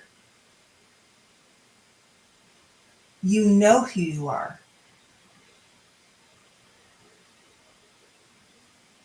I promise, if you follow your internal guidance system, I promise with all my heart, it has nothing to do with me, you will succeed. And you will succeed beyond success on this planet. You will succeed in your soul's journey when you die. So, I can't hand you, I can't coach you because your mind is crazy. And I can't coach you to every single thing that you have to go through to recreate your mind. But what I can tell you is that your internal guidance system, which you can feel right now, shake your hands if I'm lying. Okay. What I can promise you is that internal guidance system that's uniquely created to you, that is tuned into you, that will never let you down no matter what. Cross my heart, hope to die. You have this in you that loves you so much, it will never desert you. You know, you say you said you're a Christian. You said you had kind of a demonic thing. One of the reasons I do this show is I had an experience where I was attacked by a dark-like entity. People call it demonic, shadow person. I don't know what, but at the moment where this thing was levitating me up off my bed, I called out to God. And at that point, before then, I wasn't an atheist, but I was not. My pretty much thoughts on God were none. But I said at that moment I believed in God. I was like, help me, God. Dear God, help me. And I felt the most loving warmth, compassion I've ever felt in my life. And in that moment, nothing I ever did in my life before or felt like I will do in the future mattered. That there was no judgment on the thing attacking me. That I always am there with you. I always have your back. And I've only felt that one other time in my life, and that was when I was trying to make I was about ready to go on a new path in my life, is marry my wife. and I felt that feeling, and I saw a translucent form of my youngest son before he was born. I know it was him. That's a long story I won't get into. But he walked right through my living room, came up to me, and I felt that same feeling I felt then. And that's where I believe in a higher power. You can call it he, she, God, whatever God's pronouns are, I don't care. I call it the force, a will of life that pushes things forward and moves you in the direction that you are set out to do, your purpose. And this show, doing this show, I probably felt that force really heavily. I don't know if I'll ever make money doing this show, but I know this is what I want to do. Well, here's the deal. Like, my history has been, before 2000, I was in this tech company and I ran it as best I could, and I did a shitty job. I mean, they took me out into a 4-day event with my whole team to tell me how crappy I was. Oh, it was okay.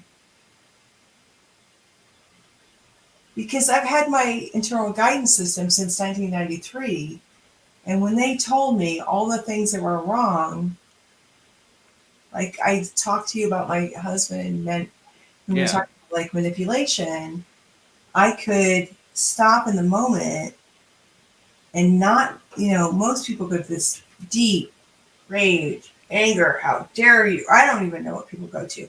But I went to,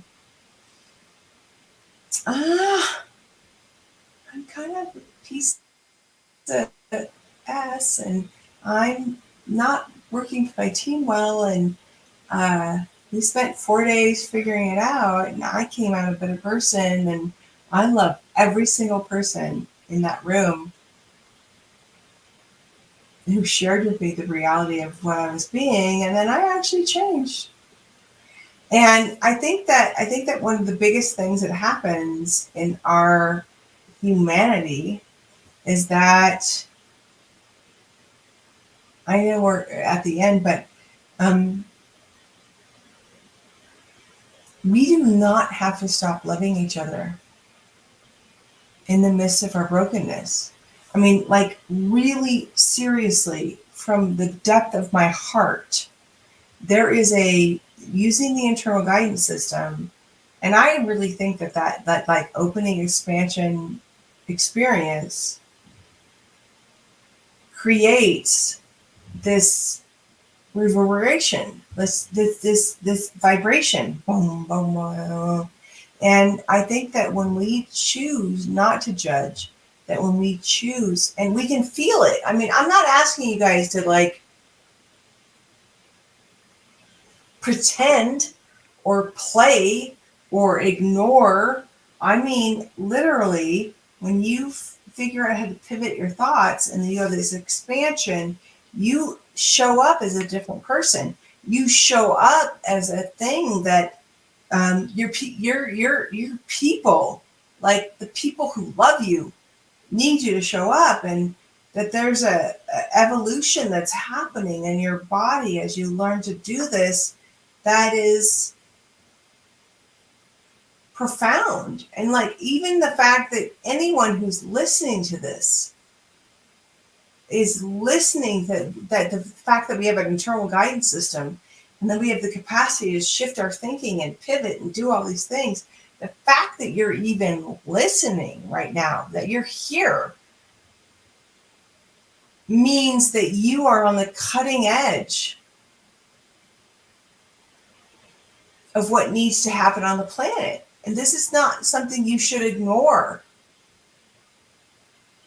This is not something you should pretend doesn't exist. You're here because it's important. And you get it. Like, there's a way in which you get it. Not everybody gets it. Not everybody understands it. Yeah, Jason, talk. Well, as I say, I mean, a lot of what you're talking about is my theory on what I call the Force. I'm a Star Wars fan. Yes, that's where I get the reference from. But I feel there's a force or a will for your purpose, your life, and your direction, and it's love, it's compassion. It's this thing I felt when I was 18 being attacked. It's this thing I felt when I saw my son before he was born let me know this is the path. You know, it's a feeling, and I try to, you know, I want to be more in touch with that.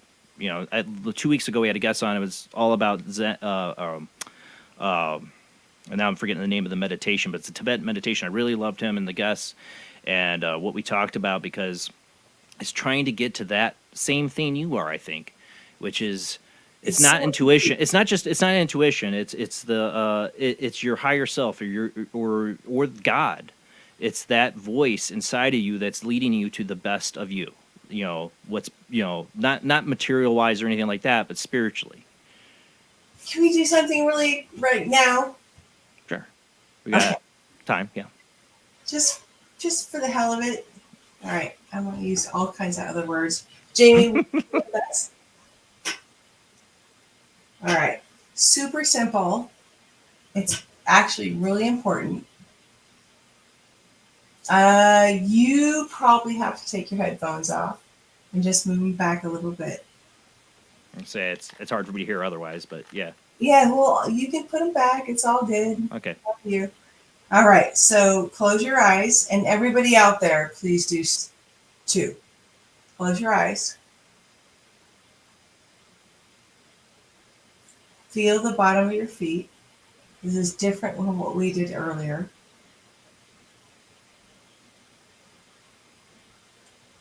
Feel the hands.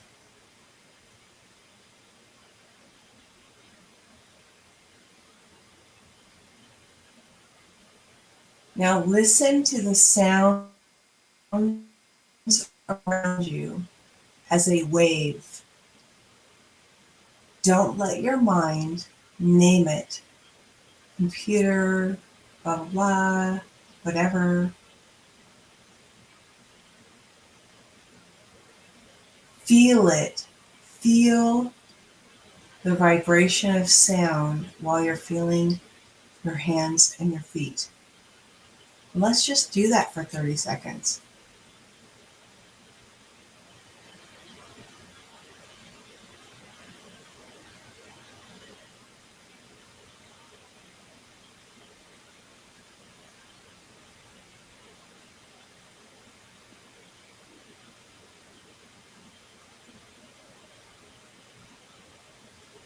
If your mind starts naming, go back to just feeling the vibration.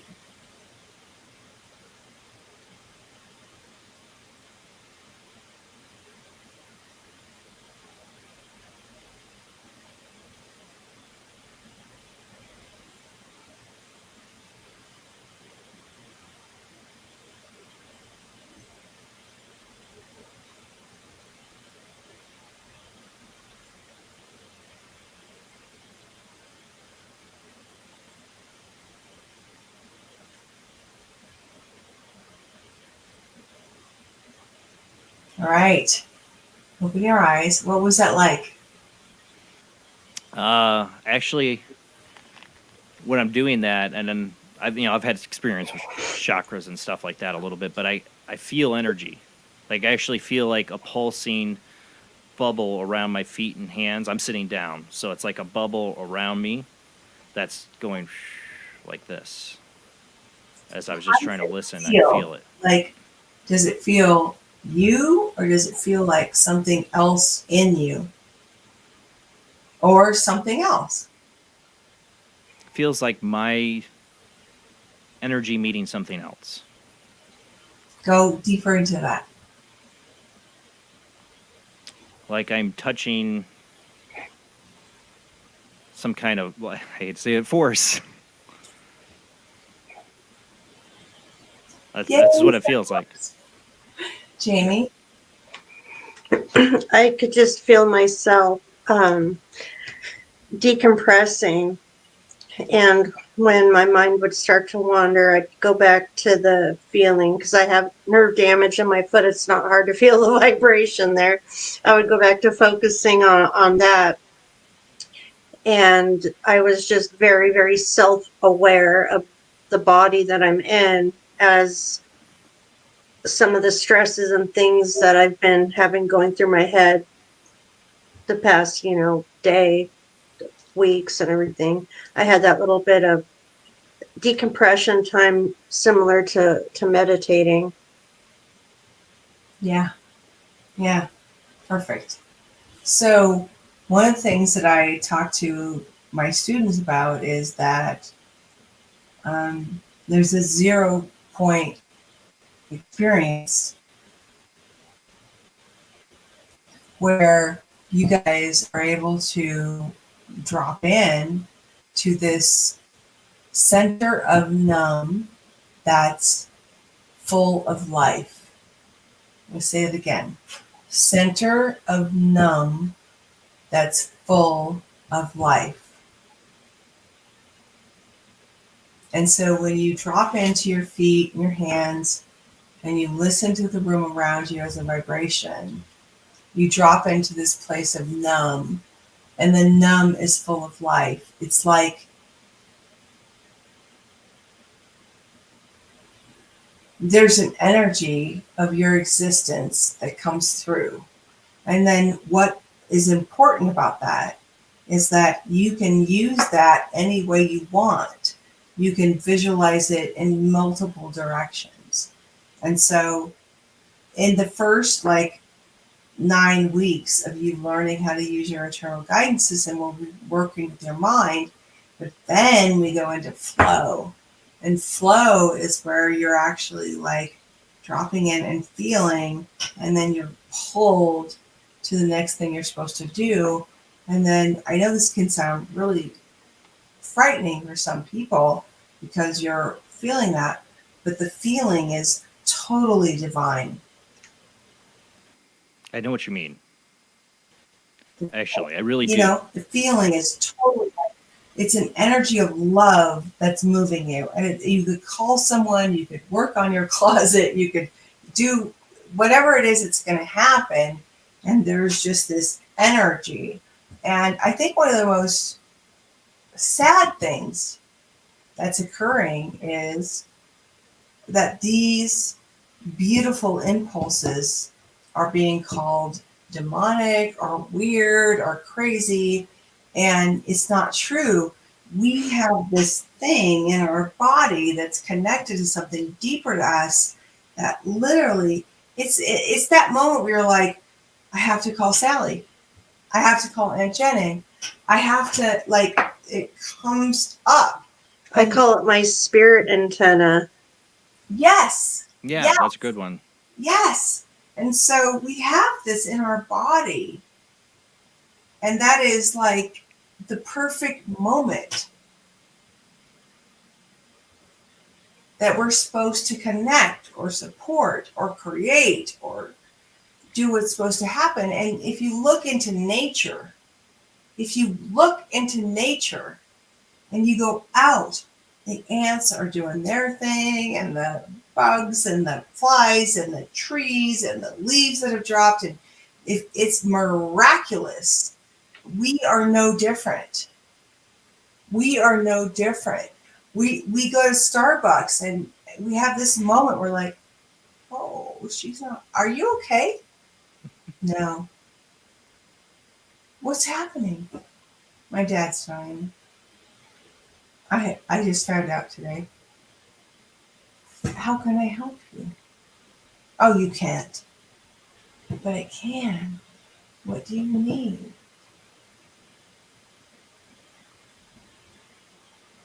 So it goes over and over and over again in our lives. This thing that we think means nothing creates the entire world. Every single thing in nature is operating into this thing that we feel, but we're not paying attention to it. And the moment that we start to, magic and synchronicity comes back online. And it doesn't take like, I'm going to go into the universe and do the thing. No, it's like, I'm sitting in my kitchen and my daughter's there. And she's like, oh my God.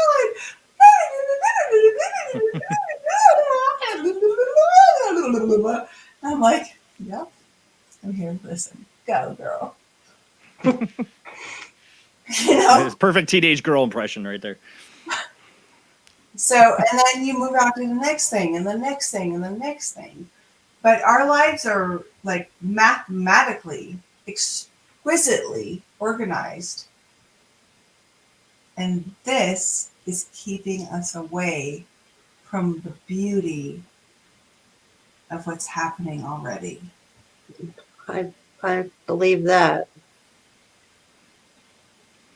Oh, we're almost out of time. I don't want to run out of time for you to get out all the information for your website and where people can go, because you have classes too. That. All right. So, my mind, so MYMIND, Spark, SPARK.com, mymindspark.com. That is a 3-day like video that you can do that will give you all the information you need to connect the brain to the internal guidance system, and we're going to make it work. And then you're going to have 2 other practices. By the end of that practice, you're going to be amazed. And then the other thing is, if you want to sign up, smartsoulacademy.com. And that is where we have our major programs. For $47 a month, you can have 13 programs. And then for $97, you can have 13 programs with coaching. It's actually, some people are like, oh, money, whatever. Actually, is not that bad. I've had people on here that charge way more by a lot for any kind of coaching, any kind of spiritual sessions. I've had some on here after the show. I've went and checked out the prices, like, oh my God, no. So that's actually not that bad. Well, no, and this belongs to human beings. I mean, like, I didn't create this. I decoded it. It's yours. It's a part of who you are. And so all I did, I'm just going to give it back to you. And so I made it super affordable and amazing. And like, seriously, this is a part of your heritage. I didn't create this. I decoded it for you. Well, I want to thank you, Zen, for being on the show tonight. I know we got off the rails sometimes, but that's just how Paranormal Soup is. We get soupy. It's a mix of all different kinds of stuff we go down. But I want to thank you again for being on the show. Great conversation tonight. Thank you to the callers, too, for calling in. And I'd love to have you back on again. I'd love to be here. So please have me back on again. All right, Zen. That's it, guys. That's it for the show. We will be back next Sunday. And as I mentioned earlier in the show, we'll be with the returning guest, Ronald Meyer, and also his co-author for the Bigfoot Alien Connection, Mark Reeder, as well, will be joining us. So Bigfoot and Aliens, next Sunday night, 10 p.m. to 1 a.m. Central, 11 p.m. to 2 a.m. Eastern, and 8 p.m. to 11 p.m. Pacific Time. Check us out on YouTube, Twitch, Facebook. Subscribe, follow, tell your friends. Thank you to all the donations on Super Chat. Thank you, John, for your donation. And thank you to everybody who donates on Patreon. You can donate $2 a month, $5 a month. It all helps pay the bills. All right, guys, have a great night. See you next Sunday.